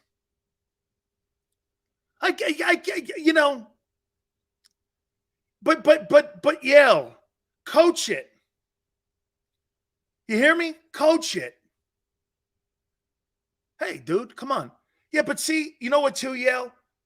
When your wide receiver is losing it on the sideline and your head coach is losing it on the sideline too, you know, head coach sets the tone. Head coach sets the tone.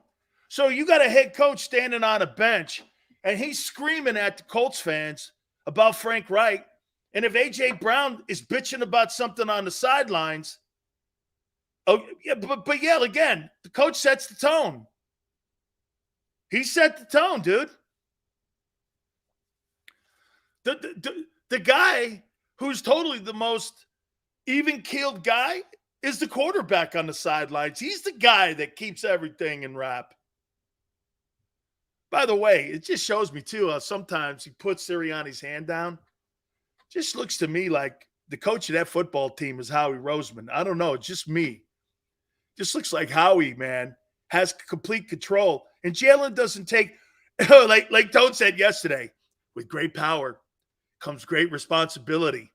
And when Jalen puts the cape on, you know, he handles his responsibility better than anybody, including his coach. That's okay. Jalen handles his Jalen controls his responsibilities. It's great. Brady was like that.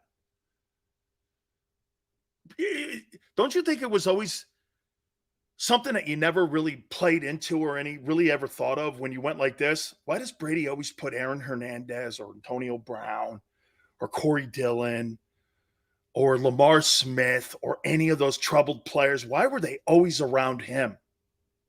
Because Brady was trying to be an influence. Get this. Think about how Brady handled his locker room compared to Wentz or some of these other guys who can't, like Aaron Rodgers. If Brady can't connect with the hardest guys on the team to connect, he can't connect with Wes Welker. That's how he looked at it. If Brady can't connect with Aaron Hernandez, Corey Dillon, or some of these other dudes, there's not a chance you could connect with Wes Welker and Adelman or Amendola, especially when you're screaming on the sidelines. I told you this, guys, in this story. Joe Madden told me this. I go, Joe, how do you motivate Cliff Floyd and all these guys who are cast-off players from other organizations? You know what he said? He goes, I see you screaming at these guys. He goes, I have to have a personal relationship with each and every single one of them. So when I'm talking to them, it's constructive and not destructive. Because once a player starts to see you're being destructive towards him, that's how he's going to perceive you for the rest of his time in your clubhouse. He'll never change that, and he'll never not look at you in a different light. A coach has one shot at a player to connect. And the first steps you do, Joe used to have all these stupid-ass, like, theme road trips. Used to have these dumbass road trips, like beach volleyball, and everyone showed up in beach gear on the way out because they were going to the West Coast, or it was like snowman building or some shit when they went to the Midwest early in April or some. He would do all that stuff. And it was team bonding shit. Dorky, kind of like high school. It worked. It worked. Controlled chaos. Control the chaos. Hey, that's why for me, when I see a player go somewhere else and succeed, take a look at this here for instance. We're going to move on here because I want to tell you what I'm going to do and where I'm at right now when it comes to the Eagles' 10th pick. Okay. Mike Tomlin doesn't get enough credit for what he did with Antonio Brown. I said this after Brown's situation a couple of years ago. This ain't ending well. This guy took a lighter and put lighter fluid to a Hall of Fame career. What a shame. Man, this ain't ending well. This ain't ending well. We're going to open up our social media pages, we're going to get a notice on our phone one day. And I don't even have to say it. You know what's coming. There's two ends to this. There's two ends. Prison. This was never going to end any other way. And the Steelers kept him in that building with Mike Tomlin because of the culture in the building. Everywhere else has been a train wreck in his life. And what happens to train wrecks? They eventually derail.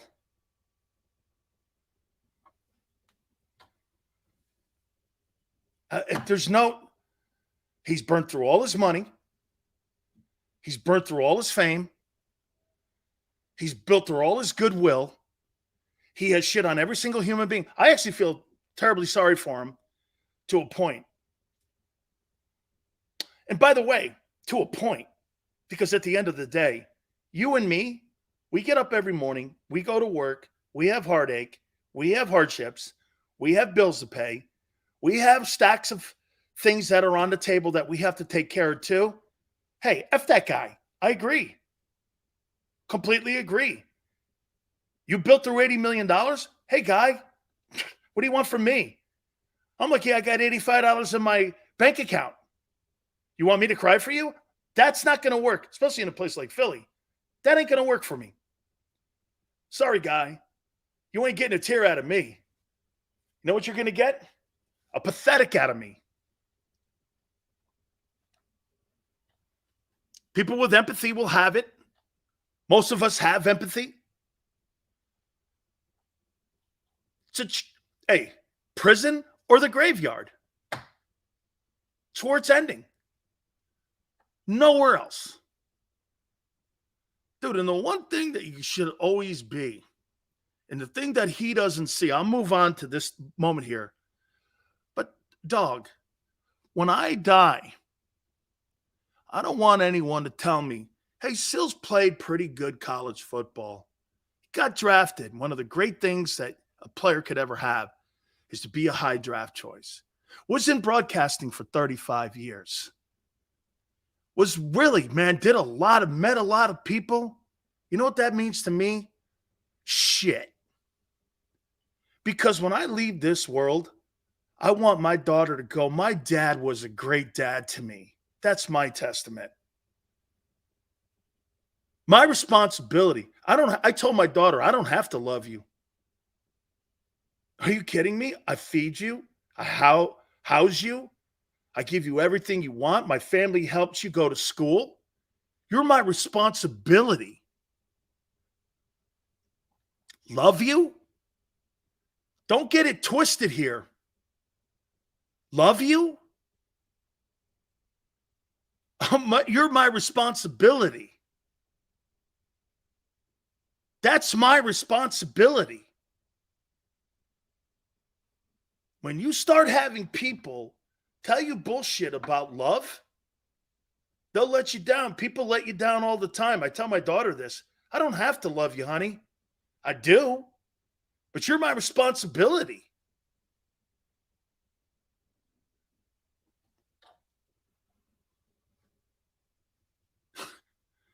It's easier. It's easier to have a kid than get a gun. You know what's crazy? You don't have to have a license to have a kid. Anyway, let's move on here. As of this Friday, 6 days out. That's where I got it from, BF. I love that line. I saw that in my daughter, because my daughter was telling me about, why are you always telling me to get better and do this and that? And I said, do you love me? Do you not love me? And I saw that, and I was like, it was profound for me. I was like, man, he's right. I don't have to love you. I don't have to. You're my responsibility. All right. How many people would have a problem with the Philadelphia Eagles drafting Bijan Robinson using the 10th pick? How many would using the 10th pick? How many would have a problem with the 10th pick? By the way, he loves the kid, which already is leaning me more that way. Can I tell you, do you guys agree? Okay, well, Roland, after listening to him yesterday,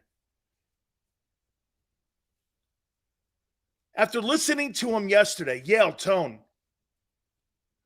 would it be beneath Howie to do this? Say a team drafts him.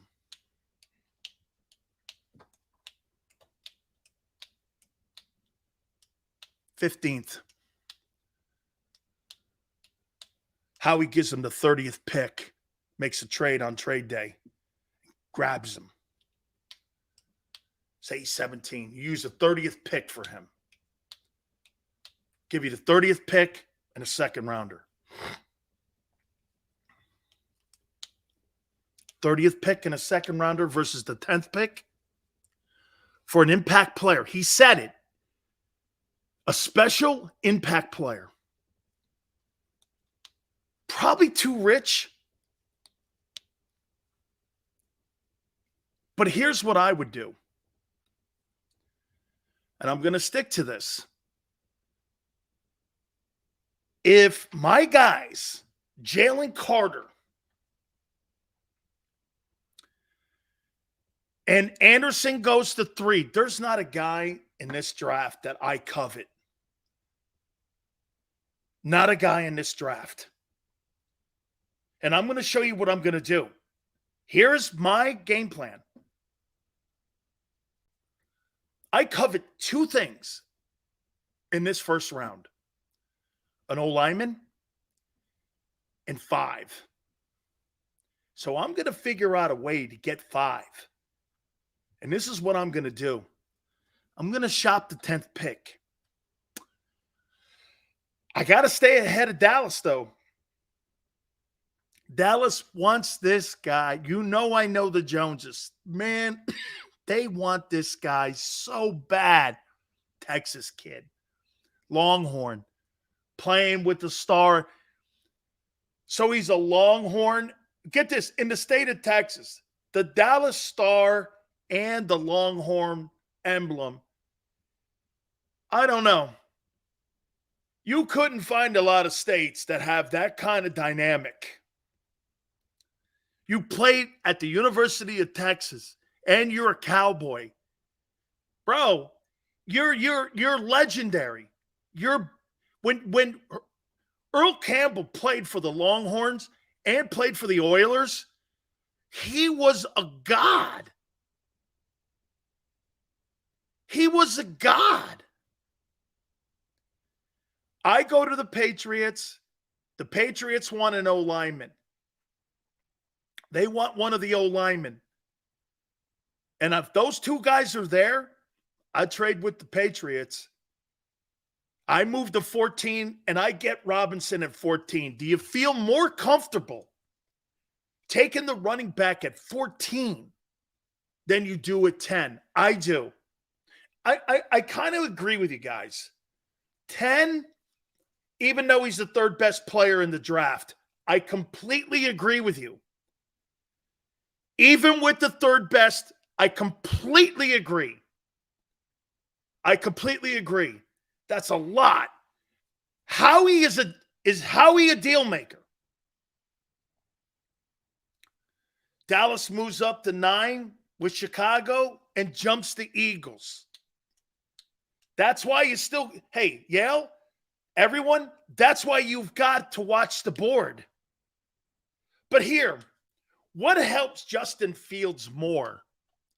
What if Jalen Carter, Bijan Robinson, Skoronski, and Paris Johnson are there for Chicago? What if those guys are there for the Bears? Who helps Justin Fields out more?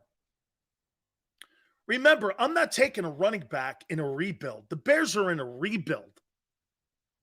You build your football teams like the Eagles. You see, this is why Chicago, Yale, if they did that and drafted the running back, Chicago, before building the O-line, there's a problem with the Bears. The Bears are not in a position to draft a running back. They're not in a position. Now, the Bears need multiple positions. To go to Yale and everyone else's point, they need multiple positions to fill. D-tackle, the breezy kid maybe later. On that side of the ball, they need an edge rusher, maybe the Iowa kid. They seem to like him. I think they need multiple picks. So the Bears moving that 9th pick, okay. I mean, would the Bears rather get 3 really good players or 1 exceptional player? I think you go for 3 if you're the Bears. You got so many holes to fill. I don't think Dallas has enough equity to do that, though. I don't think they have enough equity or enough cap room. Remember, Dak's cap hit this year is massive. Okay? I mean, they need as many draft choices as they can. And you giving away your draft picks just so you can grab 1 running back, that means that Dallas thinks they're a player away. Are they? They've had a great offseason. I think they've had a really good offseason. And how much would a guy like Bijan Robinson help Dallas? A ton. And he's on a rookie deal. That means this: I don't have to go get Derrick Henry. I don't have to go get Derrick Henry and spend $11 million on him. You see, here's the hidden value in Robinson. Why would I pay $10 million for Dalvin Cook? It's what he wants. Or it's what he's making. Derrick Henry's making $12 million. That's a lot of money on your cap. Why not go get a rookie who is maybe as talented or in the room, especially depending on what your O-line. Now, here's something else to think about.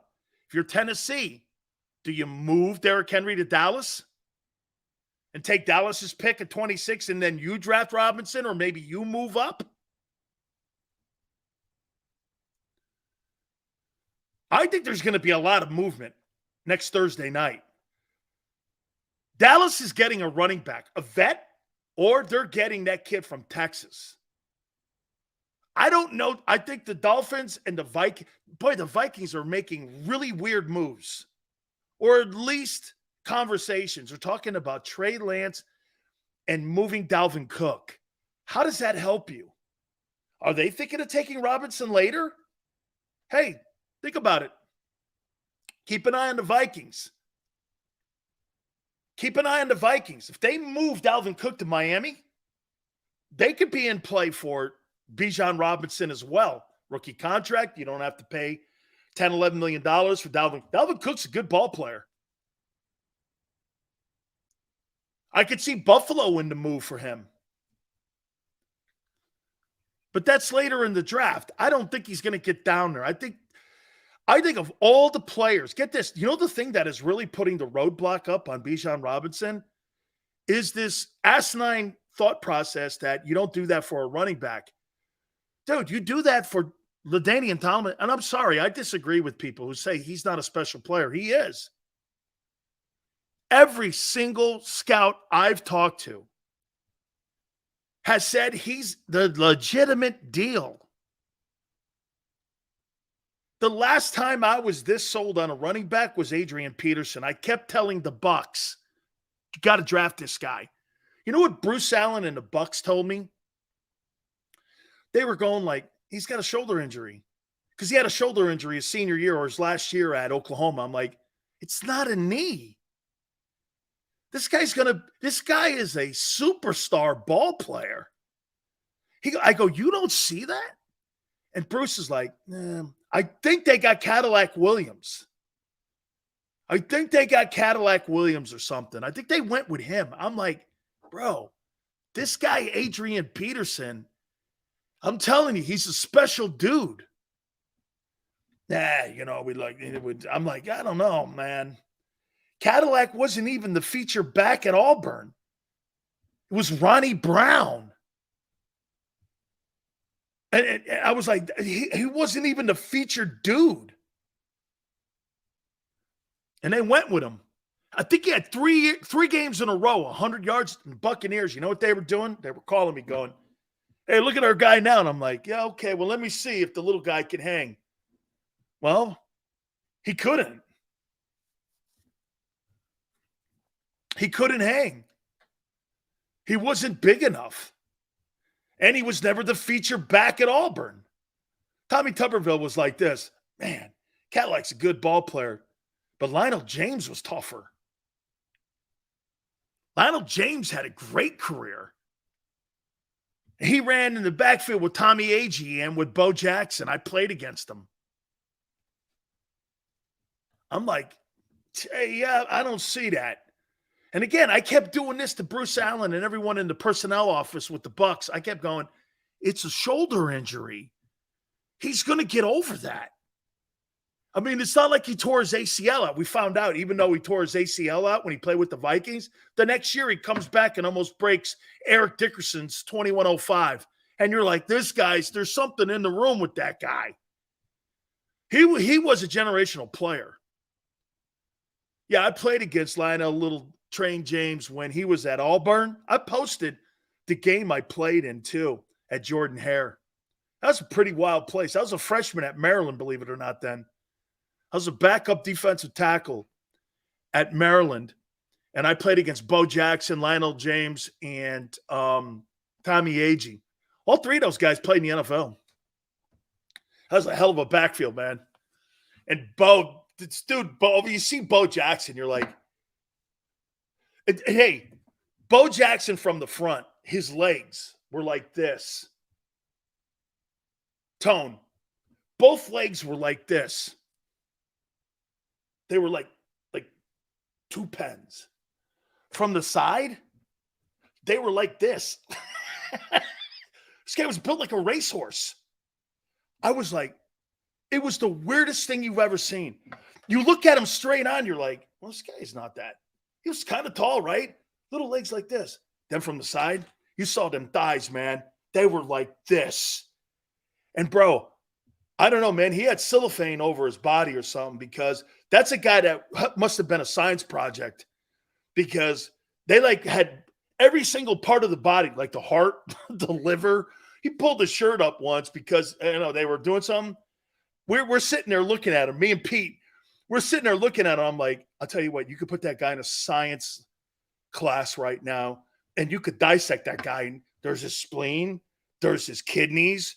There's his, you're like, unbelievable. I've never seen anything like him. And you ever see him break that bat over his knee? Dude, that freaking guy was a freak show. I was very fortunate. I played against Dion, Bo, and Herschel. And I would tell you, and Eric Dickerson.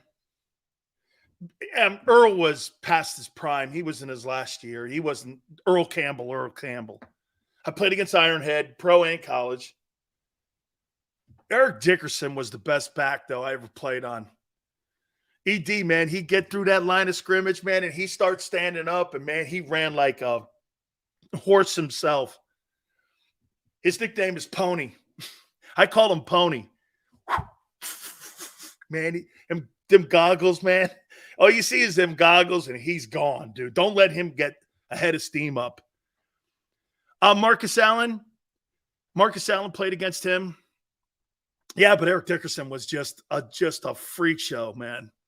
Eric Dickerson's the best running back I ever played against. He was totally legit, dude. He get in the open field, man. You could not catch him. I think he went in the Lawrence Taylor draft. Whew. Man, what a ball player. Honest to God, though. The legs of Bo were like this thin from head on. You saw him from the side, dude. I mean it. I've never seen a bigger set of legs. Only on a horse. Little tiny ankles. That guy getting the open field, never catching him.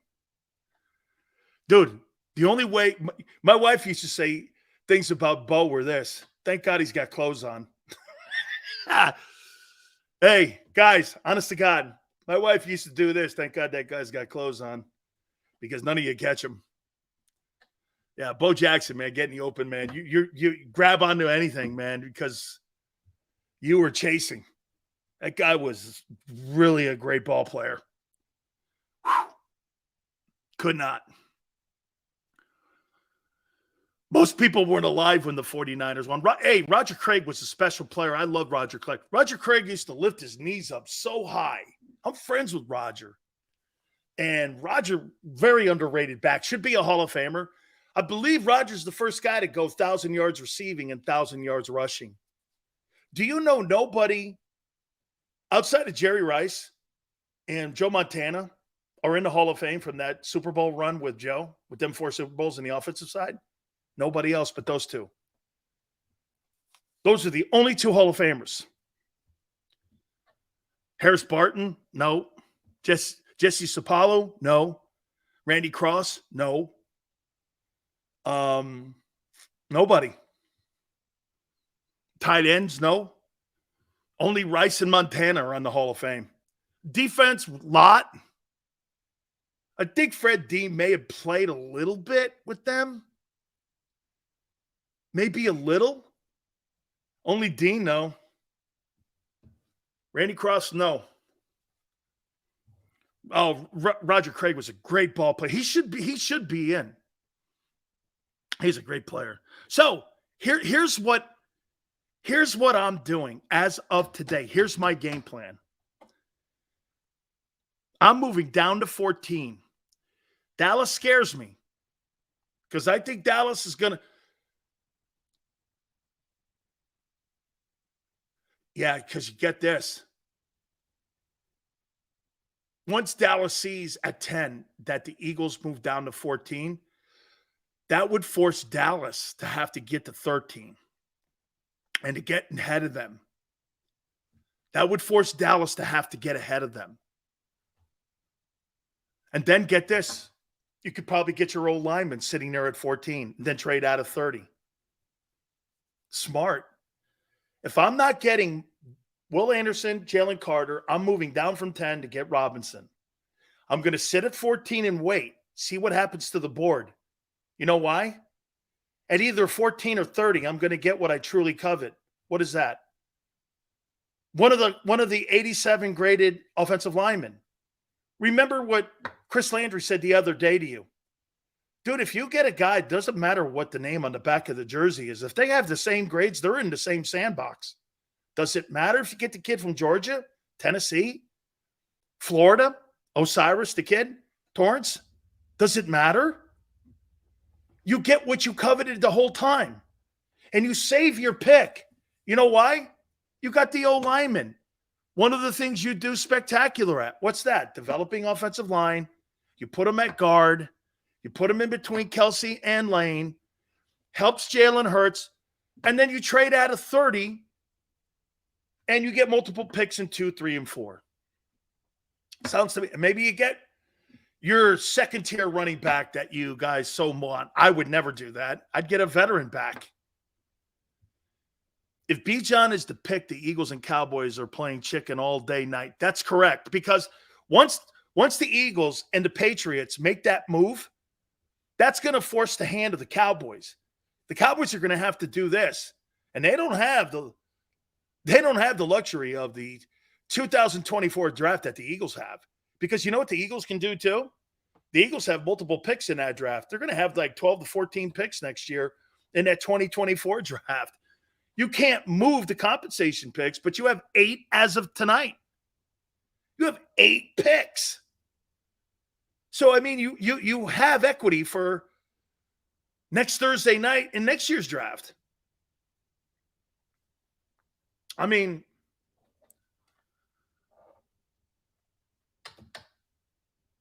Austin Eckler would be a great player in that offense for the Eagles.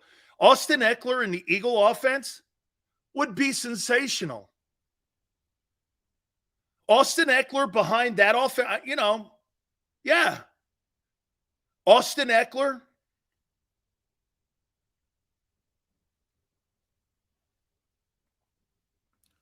Bijan is the Bugatti. Yeah. And some people in Philly, in the sports media on radio, they want, instead of you drafting the Bugatti, right, where there's like 10 made a year, they want you to drive an Acura. It's okay. I drove an Acura. Really great cars. Okay? It's a great car. I love it. But if I could get a chance to get a Bugatti for the same price as an Acura, oh, you're right. I'll take the Acura. Okay, yeah, all right. Hey, Seals, you have to pay just like $1,000 more for the Bugatti. Do you want to stick with the do you want? Hey, do you want the special hubcaps? Do you want the special rims? I had special rims put on mine. My thing was all decked out, man. I love my Acura. I decked that. Me and Lonzo Highsmith, we went together and we bought them. We decked it out, man. AMG kit, everything. I had everything in this thing. Oh, this thing was like 65, 70 grand. Oh, my God, I had everything in this thing. This thing was wonderful. Low profile, everything. Says, you want the rims? Yeah, I want the rims. So on draft night, some of you guys go, I'll kick. I don't want to pay $1,000 for the rims. I don't want to do that. I'll just take the car. All you got to do, dude, is the rims will make the car look better. Nah, that's all right. I don't want to pay for it. You want the Bugatti? Nah, that's all right. I'll stick with the Acura. As soon as you drive a smart car, you think I could get in a smart car, B-Walk? Smart. Hey, here's the cars I've had. It's embarrassing, actually. I've had a Lotus Esprit, a Maserati, a Porsche 911, a Corvette, a BMW, a Mercedes-Benz. I have a Hummer now. I had a Mustang GT.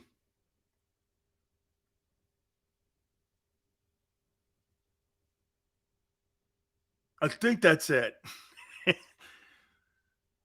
Someone always asks, why did you get the Ferrari? I'm like, yeah, couldn't go there. Now give me a cheaper, younger back for 4 years at 10. Not trying to be cute and lose out. I hear you. Stills is bigger than the smart car. Hey, just so you know, 26. What are those little MG guys? You know, one of those little MG cars? A Cooper. Let me tell you what happened to me hey, Tone, let me do this before I go to break. Hey, Brian, so you know, my father, I bought this Blue Lotus. Could I fit in it? No. My dad goes, you think you can fit in this thing? Yeah. It's a mid-engine car. Yeah. No, why does it look too tight? He goes, you think? I'm like, no, this fits perfect. Don't you think? Stupidity. And it's Ultima, man. It was absolutely stupid. Oh, man. Yeah, getting that car was the dumbest thing I ever did. How do I look in this? Don't you think I fit? No. Oh, wait. So like, look, the Mini Cooper. I worked for this radio station in Southern California for like 6 years. And we would go to Peoria every year to watch the Padres and get ready for spring football. So I'd stay there for the week and I'd broadcast my morning show.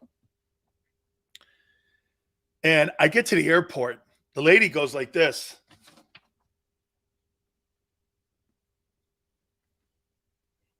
I go, what's wrong? She goes, Mr. Sileo,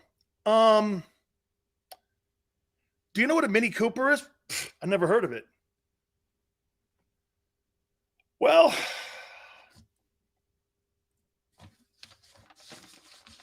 here's your information. I went like this. Like the car gets brought up. I go, you're shitting me. The guy goes, there's actually more space in there than you think there is. I'm like, you're shitting me. I opened the door, and actually there was space in there, but I'm driving around in this Mini Cooper. And I said, do you think I could lift this thing up from the side? Because I used to be able to lift Volkswagens up. So I sure enough, I can get the tires off the ground. And I'm like, man, do you think I should be able to drive a car that I could pick up off the ground? I was like, I go, ma'am, I mean, I could pick the car up. Do you think that's normal? Just driving a Mini Cooper. Let me take a time out. Hour number 3, Jason Cole, brand new book out. Shut up. Your kid is not that great. We will talk to our friend and author and NFL Hall of Fame voter. Bottom of the hour. Keep it here on the National Football Show. Go to get your game on. Go for the beers. Go for the cheers. Go for the hit and the hits. Go for the stakes and the stakes. Go to get your parlay on. Go to get your party on. Go for the scene. Go for the screens. Go for the gallery. Go for the win. Go to Ocean. Visit theoceanac.com to plan your visit. When it comes to the fight against insurance companies, large corporations, and the healthcare industry, injured victims are always the underdog. But that doesn't worry us. At Messon Associates, we're an injury law firm from Philadelphia, and we come to fight. Our clients know that they've got representation with a chip on its shoulder, and it's the same chip that makes Philly the toughest city in the country.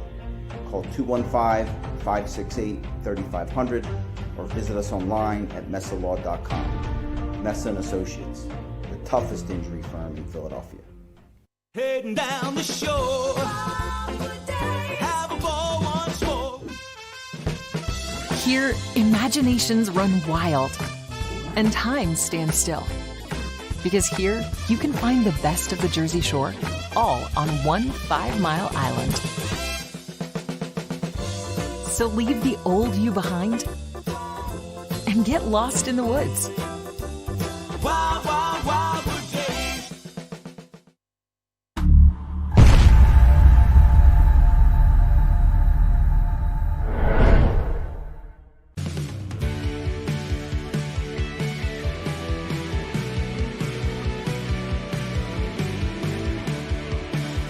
My name is Fran Salerno, and I'm a managing director here at Del Valle Insurance Group. Been in the business for over 36 years, saving people money on their insurance needs. Give us a call. Let us help you custom design an insurance plan that meets both your needs and budget.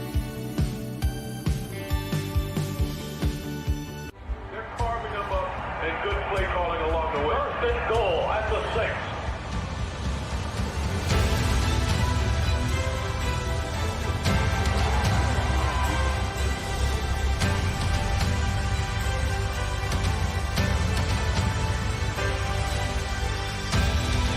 On the field of life, First Trust Bank is there for you. Champions on 3. 1, 2, 3. Because Philadelphia dreams deserve a Philadelphia bank.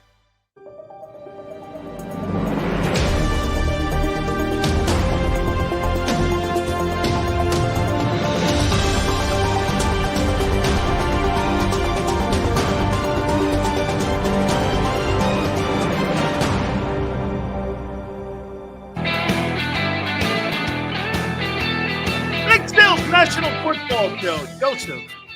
Niners all day. I would be embarrassed too to open my mouth to say anything if my team got a bone. Hey, the victors go the spoils, dog. You got to remember, 49 Niner all day. I got to side with the Eagle guys here on this. They beat you, dude. Hey, if I have to suck it up that the Penn State Nittany Lions beat my ass, and I got to hear it from Mike Missinelli, you got to hear it from Eagle fans that they took you apart in the NFC title game. Sorry, dude. Okay? If I've got to eat that thing, you've got to eat that NFC title. If that were me, that would make me mad as hell, man. I'd want the piece of the Eagles all year long. Holy shit. Dude. They beat you. You can't sit around and go, well, what if? Yeah, that's those idiotic sports talk guys that do that bullshit. that go like this. Yeah, well, if the sun was out and it wasn't raining out and if the grass was higher, the wet, this, that, but every excuse on the planet except what? Winning. Come on, dog.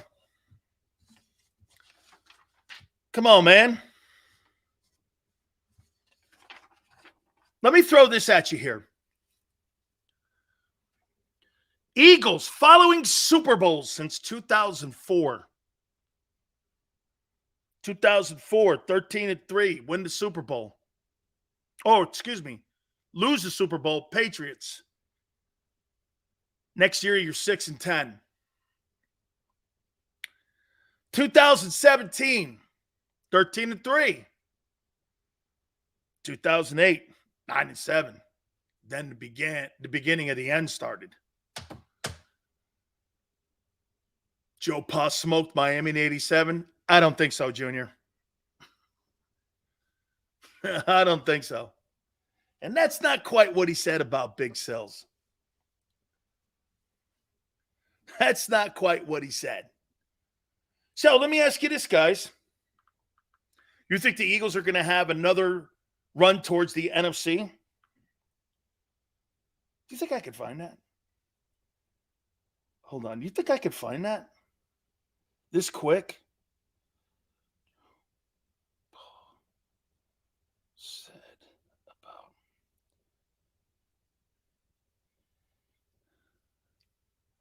Wheels came off.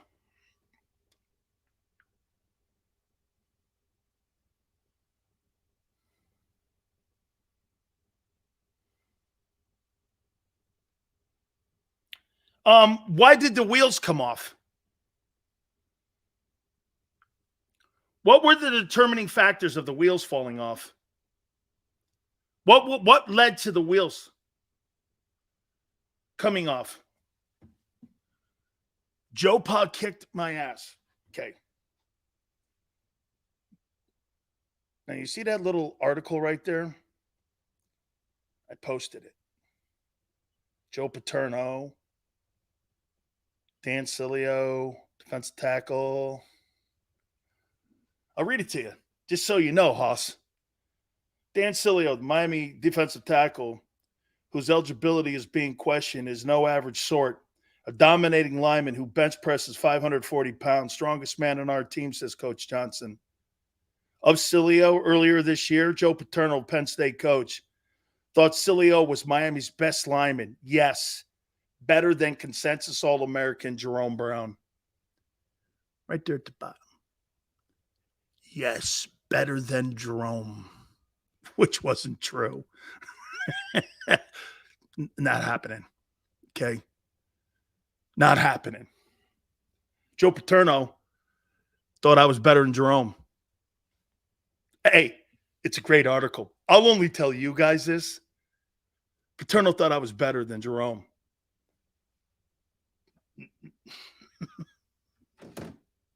I was good.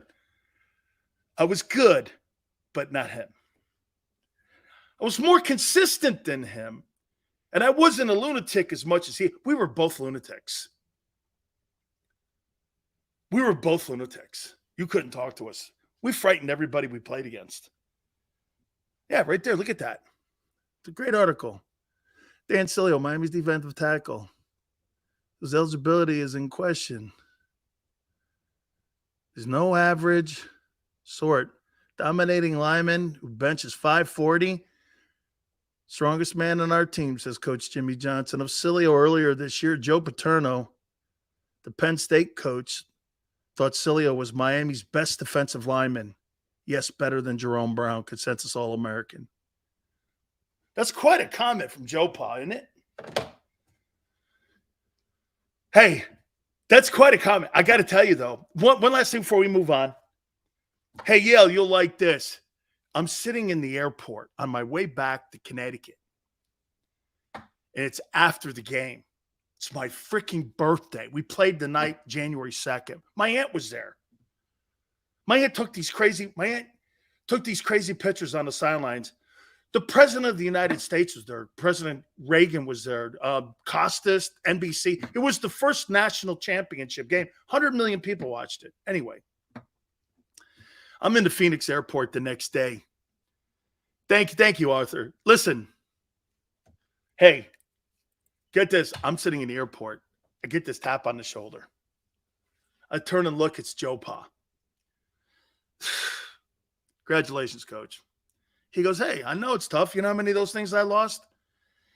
I don't know. He goes, I lost 3 of them. He goes, the problem is you played so well. And I went, yeah.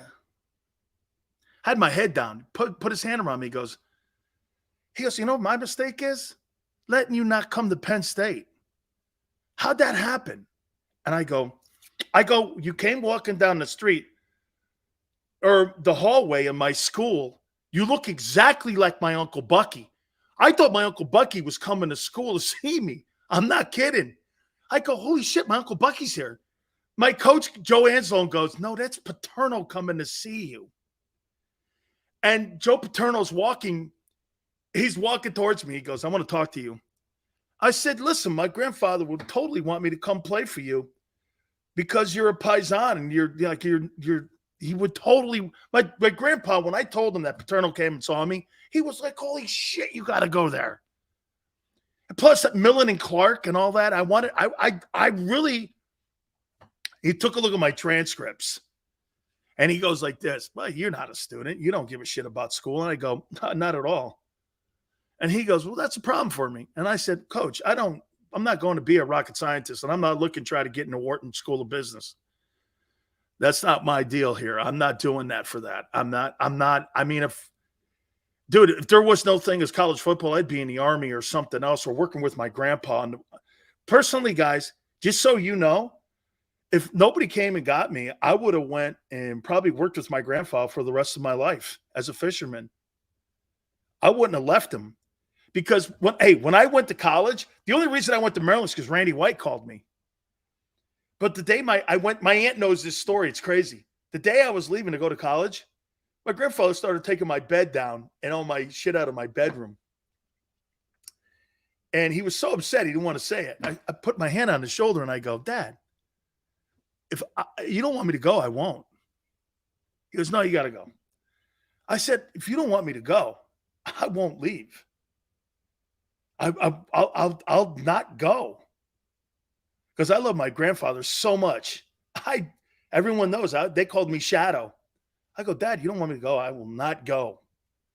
And my grandmother goes, no, you got to go. And that's how I went to college, or I wouldn't have left him. Okay? I just would not have left him. If he said, I want you to stay, I would have stayed.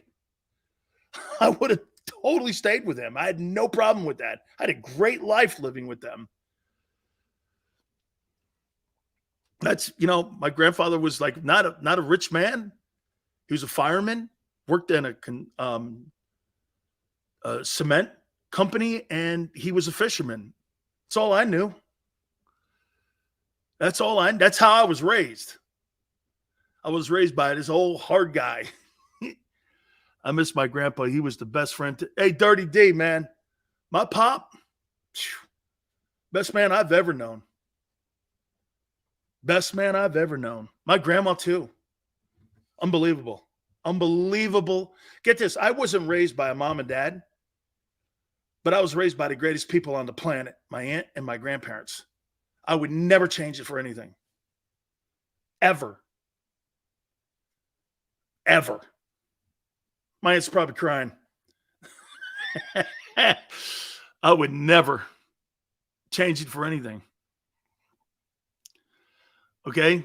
Bo Brian, one of the people, just so you, hey, Brian, I come home from college. My aunt can tell you this too. I come home from college. Tone, you'll like this.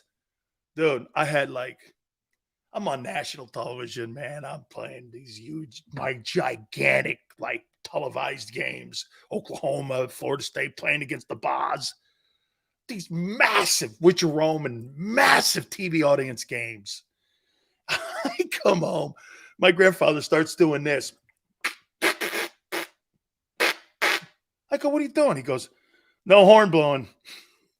Or he'd start doing this. I go, what's that? He goes, it's 3 hairs on a pig's ass. It's a swinette. I'm like, I'm not blowing my horn. And I couldn't say shit. My grandfather goes, here he comes, big deal. And I always used to do this when I got a sack. I'd put my hands up. He'd go.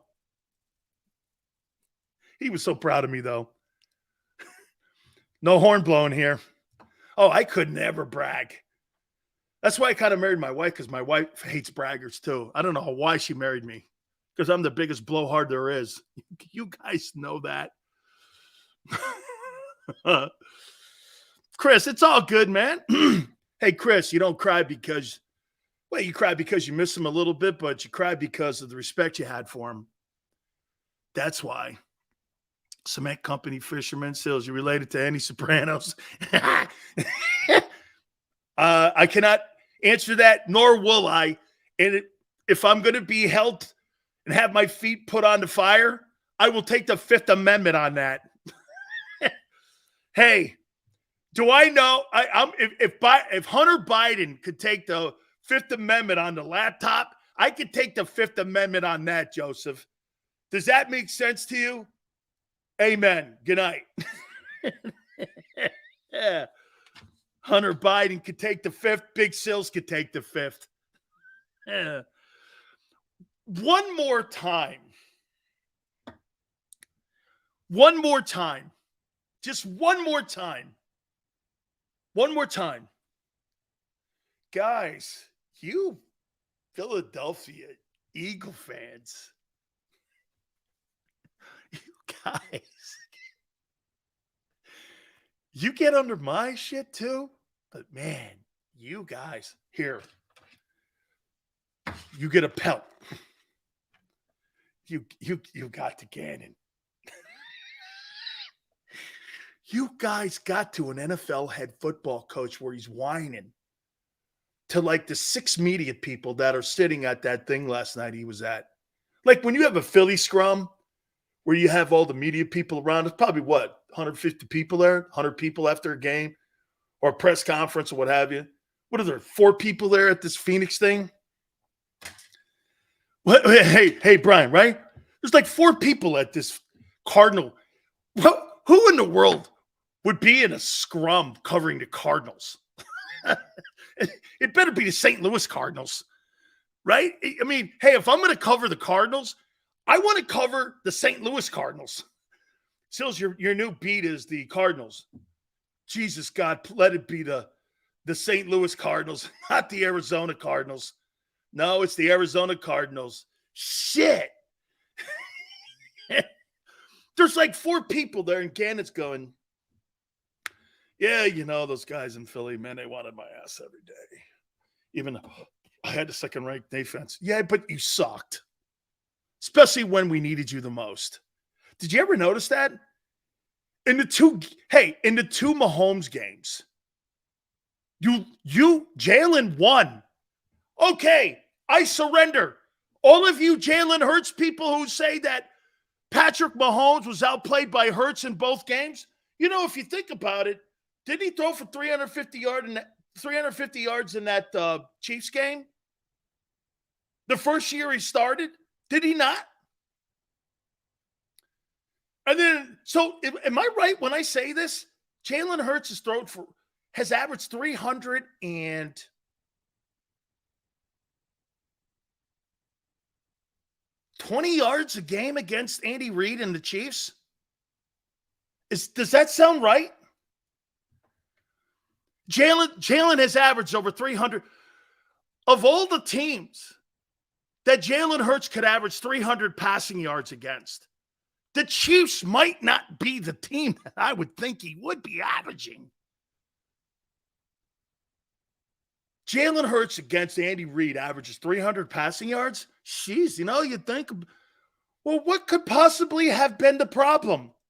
Oh, let me guess. Let me guess. It's the tearjerker in Arizona. You treat me bad. Those Philly fans, Sileo and Seth, they got on me. Everyone else, you know, man. So Jonathan Gannon lost those Chiefs games. Wasn't the offense of the Eagles. right? It wasn't the offense. It was your boy, JG. And that doesn't stand for John Gotti. How can the Eagle fans, I gave him the second rate. You didn't give him shit. Howie did it. Dude, you know how Howie sees you? Howie looks at you as a widget. You're a widget. So Howie, get this. Isn't it going to Arizona with Michael Bidwell and going to Indianapolis with Jim Irsay? Isn't that like being sent to Siberia? I mean, isn't that like being exiled? Where were you before that? Well, I was with the Eagles, man. And their great organization and that great culture and all the great things that they do and how they treat their players and how they develop everybody from the front office folks all the way down.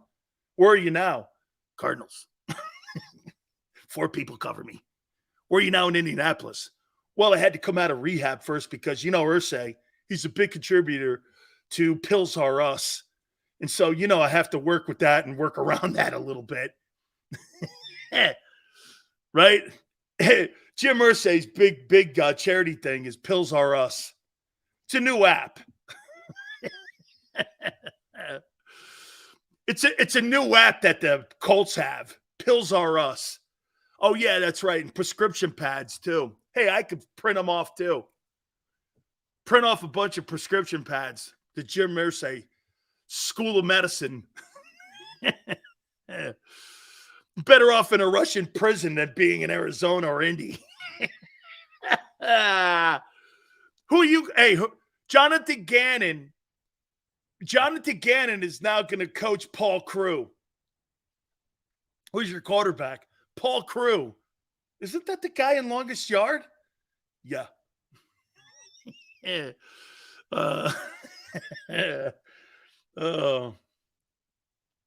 Mr. Softy is going to melt down in the desert. Good riddance. Oh, my God. We should call him Mr. Umbrella. They keep everything underneath. He was in Houston until all that shit. Right? Bijan, damn, would you think of Bijan 10? Murphy 30? Murphy at 30. Man. What? Hey. Illuminate 85. Doesn't 30 make more sense of this if you get your guy at 10? Let me get a bunch of players. Let me trade out at 30th to get 3 dudes that will play for me versus 1 dude. Doesn't that make kind of more sense? Because then you can create the depth you lost at 30. You know what I mean? Get your guy at 10 or trade down to 14 with the Patriots and get your guy Bijan. If you don't feel comfortable, depending on what the board says. And then trade out of 30 and get 3 quality guys, 2, 3, and 4 this year. So then you go from 6 picks, right? You go from 6 picks to 9 picks. Then you have 9 this year and 14 next year. So think about that. If you do this right, you could have 25 potential picks in the next 2 years. You're going to get younger in your roster the next 2 years. And isn't this what we've been saying about the Eagles? So if I have 25 picks, surely 5 of those guys are going to be stars. I'm going to play the law of averages here. 25 guys, 5 guys have to be good ball players. 5 starters out of that crew, I'm good with that. Plus, 17 of the 22 right now are already built through the draft over the last couple of years. It's pretty impressive. They told him to take the bus home because he's the reason we lost. Jim Schwartz would have stopped him. He would have. Anthony, thank you. Only thing is, I don't have a cape. I don't have the cape. All right. I want to bring in my boy for a little bit here. He's got a brand new book out. Jason Cole. Shut the F up. No, it doesn't say that. Shut up. Your kid is not that great. So I'm reading this thing here, and let me give you my takeaway. It's about not setting expectations too high for your child, isn't it? It's about being a realist and letting everything play itself out. Don't sit. We got a Tone. Let's see if we can reconnect here a little bit and see if we can reconnect. Good. Can you hear me now? Oh yeah. Go ahead. Now I got you. Go ahead, Jace. Okay. All right. So I would put it this way. It's about let your kids set their own expectations. Don't set the expectations for your kid based on what you want. Okay? Let them go have fun. Let them be passionate. If you've got a kid who's passionate about playing baseball or football or whatever, feed that passion, right? Like, feed it. But don't tell them that they're going to be the next Tom Brady, right? And don't tell other people that they're going to be the next Tom Brady, because that's just not going to, like, that's setting them up for a trap. That's not fair to them and robs them of what the passion of playing is. What was your takeaway conversation with Tom Brady Sr.? I think Tom Brady Sr. tried to make things fun for his kids. My other takeaway conversation is, and this is kind of famous, that, Tom's famous for that, breaking down crying and saying, I was going to become an insurance agent, right? Like, his dream would be lost and he would become an insurance agent, which was not really an insult because his dad is an insurance agent and he's a very successful one, right? But when you're an insurance agent, your job is basically taking care of other people and assuring them that their life is going to be okay if things are a disaster, right? If you're really good at your job, you think about other people. And Tom Brady Sr. spent a whole life, and his wife too, thinking about other people, like other people who are on the team, like the other kids on the team. Like, when Tom is playing basketball in a little Catholic high school in San Mateo, right? Like, it wasn't about get him with better players and go get him recruited onto a better team with a lot of better kids.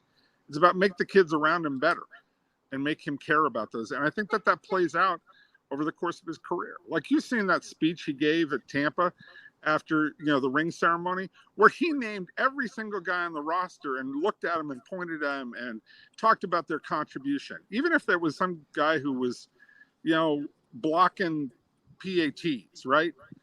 He was pointing that out, right? And that, to me, is a sign of a guy, like, you want to fight for that guy. You want to fight with that guy. You want to be next to him because, he recognizes you. And so that, to me, is the takeaway from my conversation with Tom Brady. It was always about other people in the process. Jason, do you think he's struggling again by being away from the game, Brady, and that's why he's not giving direct answers when being asked? I mean, do I personally think he stays retired? I think he does, but I think also there's a part of him that's kind of like what Michael Corleone said in Godfather 3. Just when I thought I was out, they're pulling me back in again. But for whatever reason, I see that. But it's not them, it's him too. Yeah. Okay. Like, this is a little boy's game, right? It's hard to walk away from playing a little boy's game, right? It's, and for some of us, it ends when we're really young and we discover we're just not good enough to play. Some, get through high school and college and play a little bit in the pros, but you never let go of wanting to play. Now, practice and working out, okay, that's for the birds. But play, you always want to go play. And so that's the hard part that any human being has. And I think he struggles with. And just like, I remember seeing Bernie Kosar the day he retired. Bernie struggled retiring. And Bernie was a backup at the end. But it's a struggle to let go of playing a boy's game. Or a little kid's game, I should say. Jace, there's a story out there that a lot of folks don't know. And to your what you're saying. When Jimmy Johnson got the Miami Dolphin job, Jimmy called up Troy Aikman, and it was this close that Aikman was going to come back, but because, he left the game because of concussions, but he was going to come back and give it a go, but his better judgment kept him out of it. He said that, I got to let this thing sit and go. And he said it was a struggle for 4 years for him after he retired because he thought every single July about going back and playing again. So it's truly, Jason, when you get to that point, it's truly the toughest divorce of your life because that's your true love and your first passion is the game. Hey, look, I still go out and try and play basketball. I still go out and try. Okay. It ain't nearly as pretty as it was 30 years ago. And it was a pretty nice game too, 30 years ago, but I can't do it anymore, but I try, and I didn't play at that level. I just played, schoolyard hoops. Right. And 100 pounds ago, but schoolyard hoops, and I enjoyed it. Right. I miss it terribly. Absolutely. Jace, give me your takeaway from the owner of the Eagles. We don't talk about him a lot, but I think one of the things that has made this guy a great owner, boy, I'll tell you what, once he's vested in you, he totally believes in you. And look at how the Eagles put that salary cap together and them cap hits where they're paying. And Jace, I couldn't wait to tell you this. They did exactly what you said.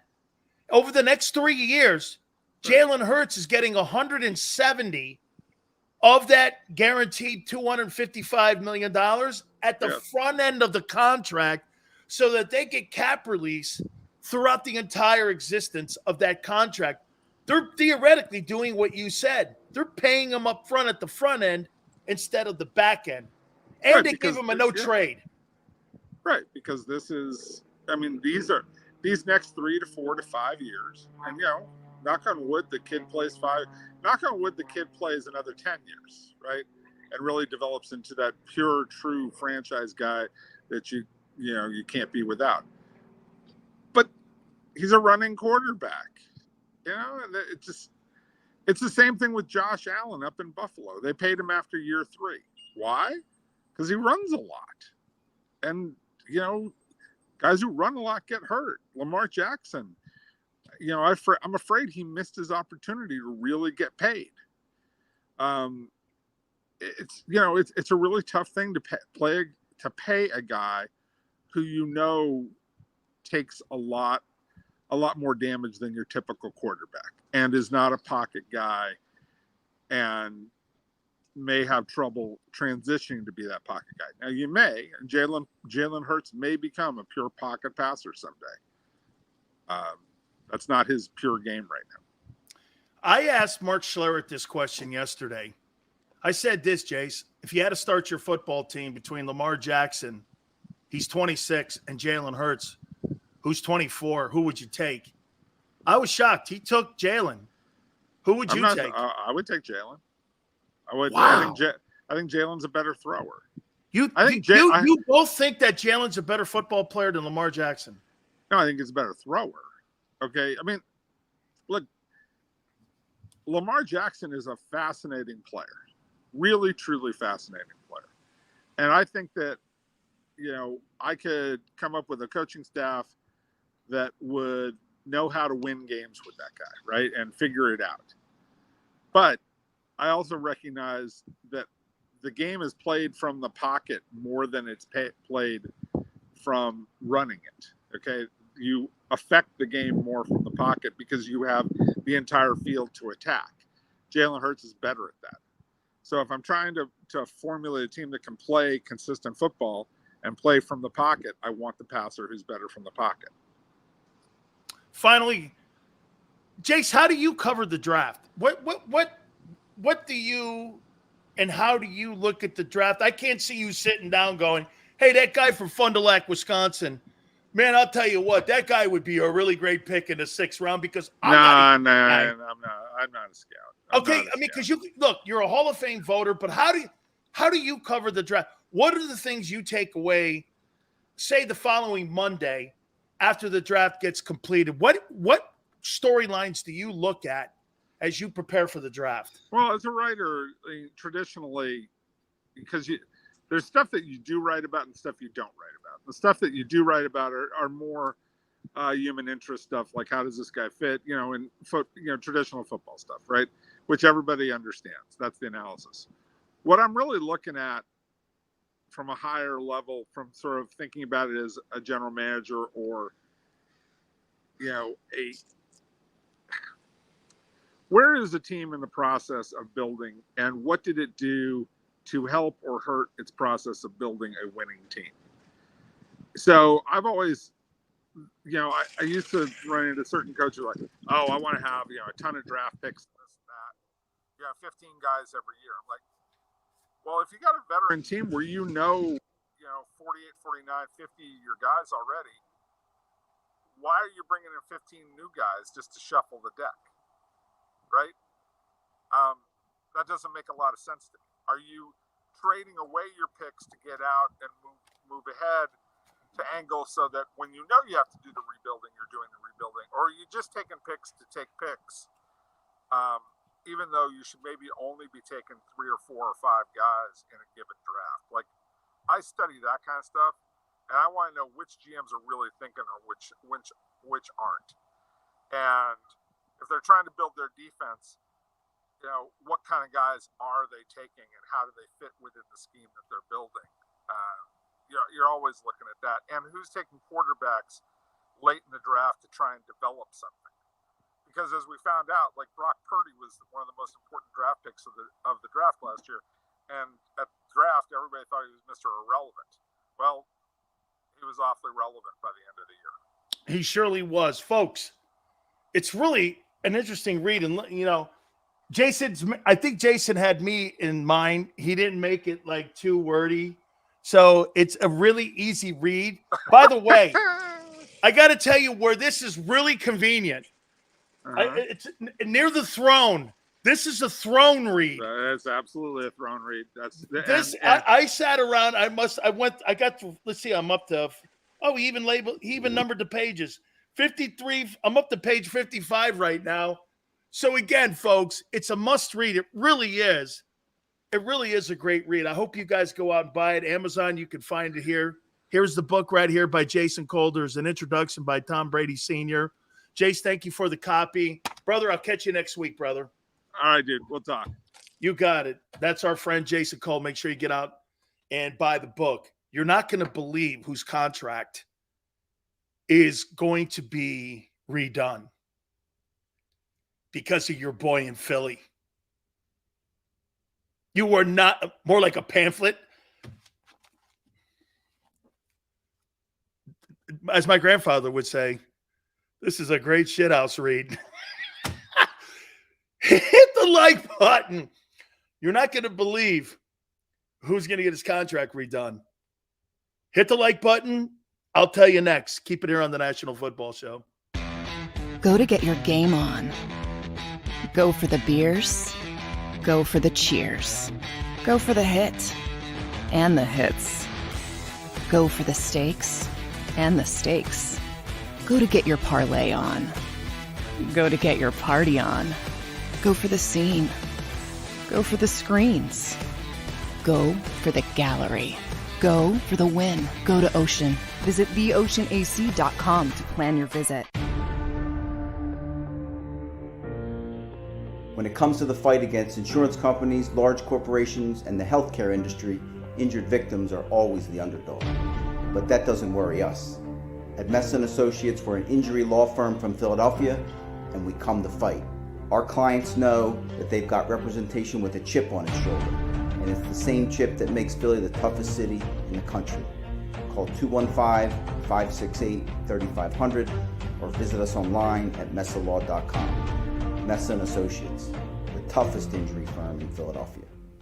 Heading down the shore, have a ball once more. Here, imaginations run wild and time stands still. Because here, you can find the best of the Jersey Shore, all on one 5-mile island. So leave the old you behind and get lost in the woods. Wild, wild, wildwood days.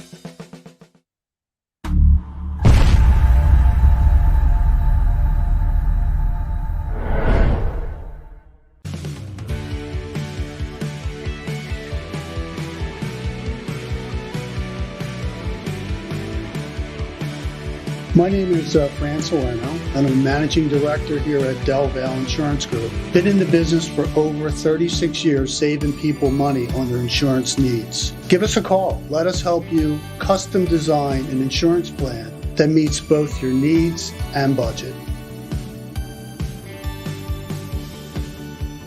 They're carving them up and good play calling along the way. First and goal at the 6.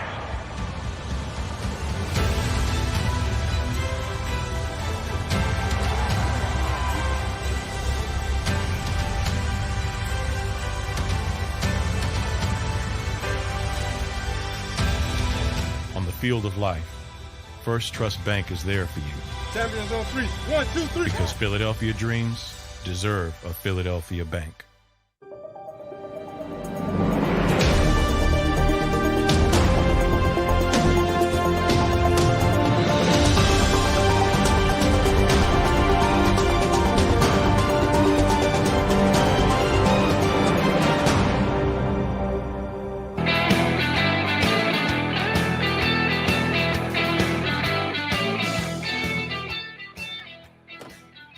Patrick Mahomes is going to get a new contract already? Holy shit. Signed a 10-year, $426 million contract extension. And guess what Clark Hunt, the owner of the Chiefs, said today? We're going to wait for all the quarterback deals to get done this offseason. And then we're going to assess where we are with Mahomes. Wow. That's a great organization. He's delivering. Can you imagine? Can you imagine that you have an organization that wants to they're not obligated to do anything. The Browns, excuse me, not the Browns, but the Bengals would never do this. The Chiefs are going to go like this. This is what makes them a great organization. Dude, you're too good for this. What does that mean to the player? What does that mean to the entire wanting to win? You got a generational player in the building, and Kansas City sees it. Look at how Kansas City's treating Mahomes. I wonder what the Bengals are going to do when they have to come up with the kind of money that they're going to have to come up with in Cincinnati to keep that guy in the building. I can't think that Mike Brown is all of a sudden going to just magically turn into Daddy Warbucks and go, hey, Joe. I don't know if you guys ever saw the movie Founder. It's the story of McDonald's, right? Michael, the guy who played Batman, was in that, Michael Keaton. And he hands the brothers, like the guy, I guess, gets sick. I love that movie, actually. The guy gets sick. He gives him a heart attack. The guy's in the hospital. And he goes, yeah, there's a card. Go ahead. Guy opens it up. And he goes, what's this? He goes, what's it look like? It's a blank check. The two brothers look at Ray Kroc and go, what are you buying? He looks at both of them and goes, you get better. We'll talk about it. Get better, Mac. See you guys later. What are you buying?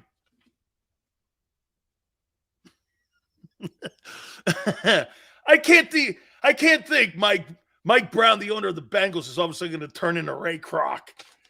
That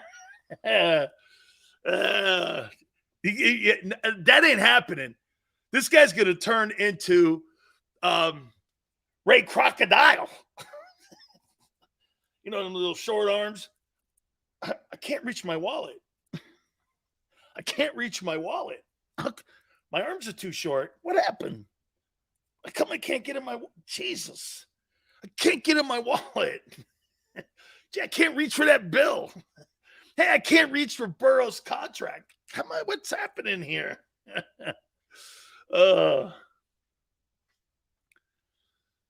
Okay. That ain't happening. This guy's a T-Rex. Mike T-Rex Brown. Why is he a T-Rex, Sills?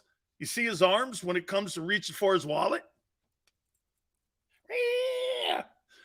This guy's Godzilla.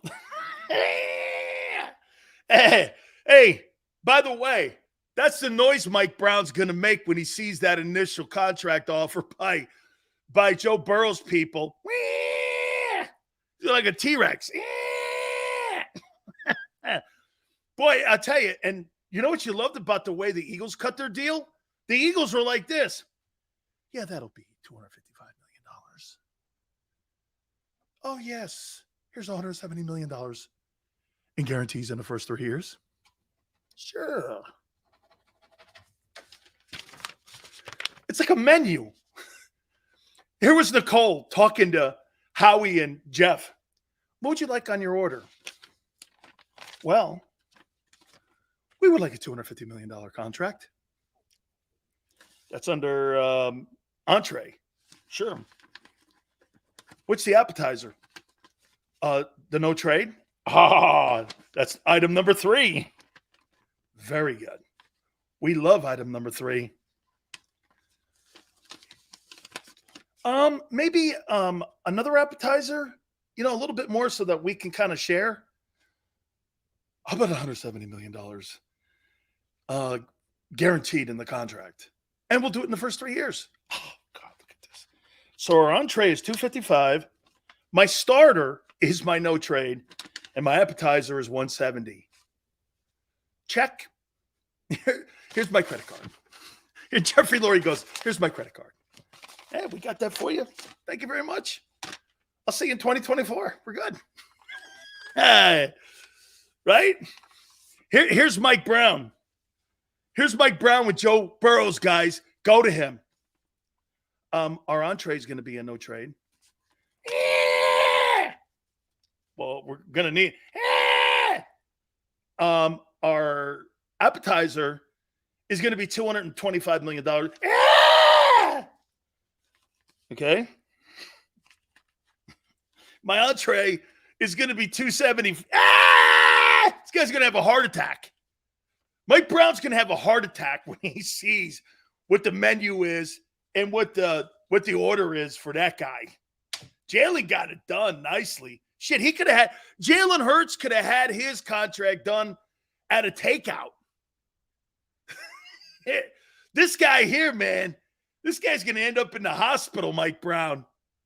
That same place DeMar Hamlin was in, right? Thank God Hamlin came out of it. He's getting his – I don't know about Mike, though, man. It's going to be a rough one for him. How much? $275. Boy, I'll tell you what, he's going to need a lot of oxygen. Holy cow, dude.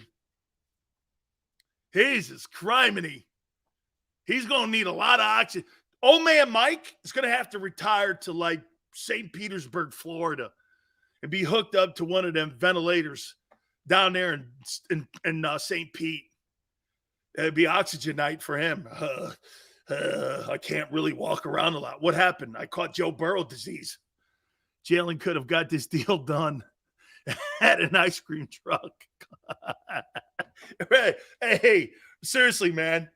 This guy could have had this thing delivered to him by Amazon. What's in the box? Your deal. Oh, a mail order deal. Look at that. Ready, man? Yeah. Send it back to Jeffrey. We're good. I don't even have to see the guy. Mike Brown's going to go, oh, Jesus.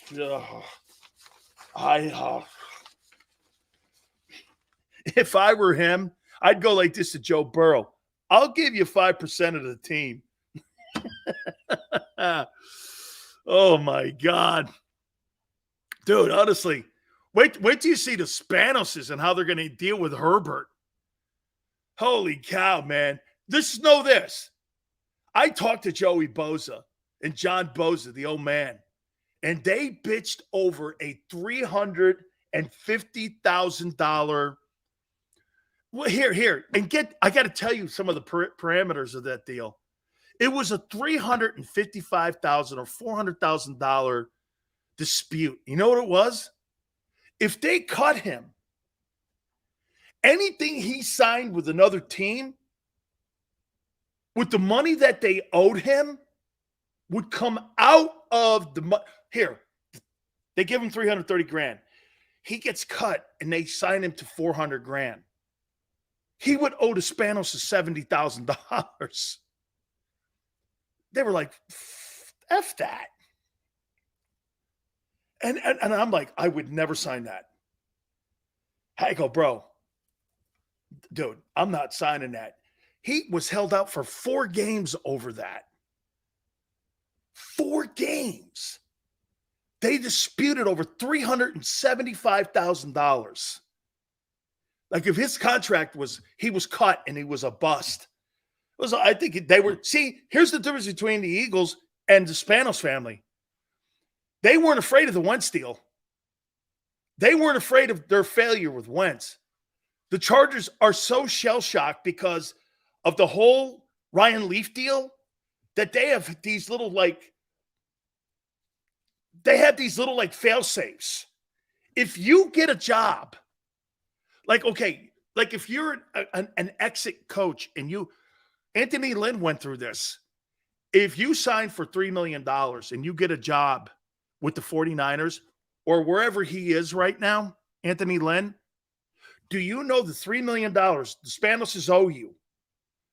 The salary that the 49ers pay you, they deduct it out of the $3 million he got from the Chargers. He doesn't get that money free and clear with the Spanos family. And you're like, Jesus. You signed a contract with the Spanos? Yeah, kind of. Because you know what Spanos says to you? He goes like this: contracts, they're like cards, they're made to be broken. Sad man, nothing but greed. Guy got it to the Super Bowl. Hey, I think Herbert's contract is going to be a nightmare to negotiate. I think the Mike Brown contract, because look, you've got the cheesiest owners in the NFL. Dude, those are the cheapest owners in the NFL. Spanos and Mike Brown. Yeah, they're so cheap. Oh my God. And then Lamar, I'm still not understanding on what's going on. I know Lamar wants $200 million guaranteed, and they don't want to do it. They don't want to do the $200 million. Jalen did his on a cocktail napkin. This guy's at Geno's. Let me see. No trade? Sure. 170 guaranteed over 3 years. Can we do that over 3? Sure. 255, 51 per. Sure. Okay, we're done here. Dude, that negotiation must have taken all but what, 2 minutes? This is what we want. Okay. Sure. I wonder how many times, I wonder how many calls Jeffrey Lurie made to Jalen, though, personally. You know he's involved in that. I'm not sending Howie to do that. I'm giving you $255 million, over $250 million. I want to have a couple conversations with you personally. Hey, I love everything about you. You're everything. He must have said this to him, right? Hey, you Gria, everyone. He must have said this to him. You're everything I was hoping Wentz would be. And his failure made me see how great you are. And this is why we're doing this. Carson Wentz probably sold this contract more for Jalen. Don't you think? Carson Wentz's failures probably solidified this deal more for Jalen Hurts than any other, besides him playing, factor in him being a good dude, great. There's a lot of great dudes in the league. There's a lot of hardworking dudes in the league. There's a lot of guys like that. That's not just a Jalen Hurts thing. There's a lot of great hard workers. But dude, he sold that guy. I have to think that Carson Wentz's failures helped that whole thing for him. And as smooth as it went, never kicked up any dust, never talked shit, never was impatient. It was all about team.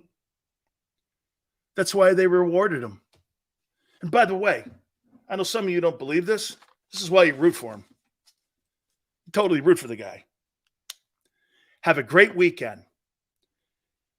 Next week will be a massive week.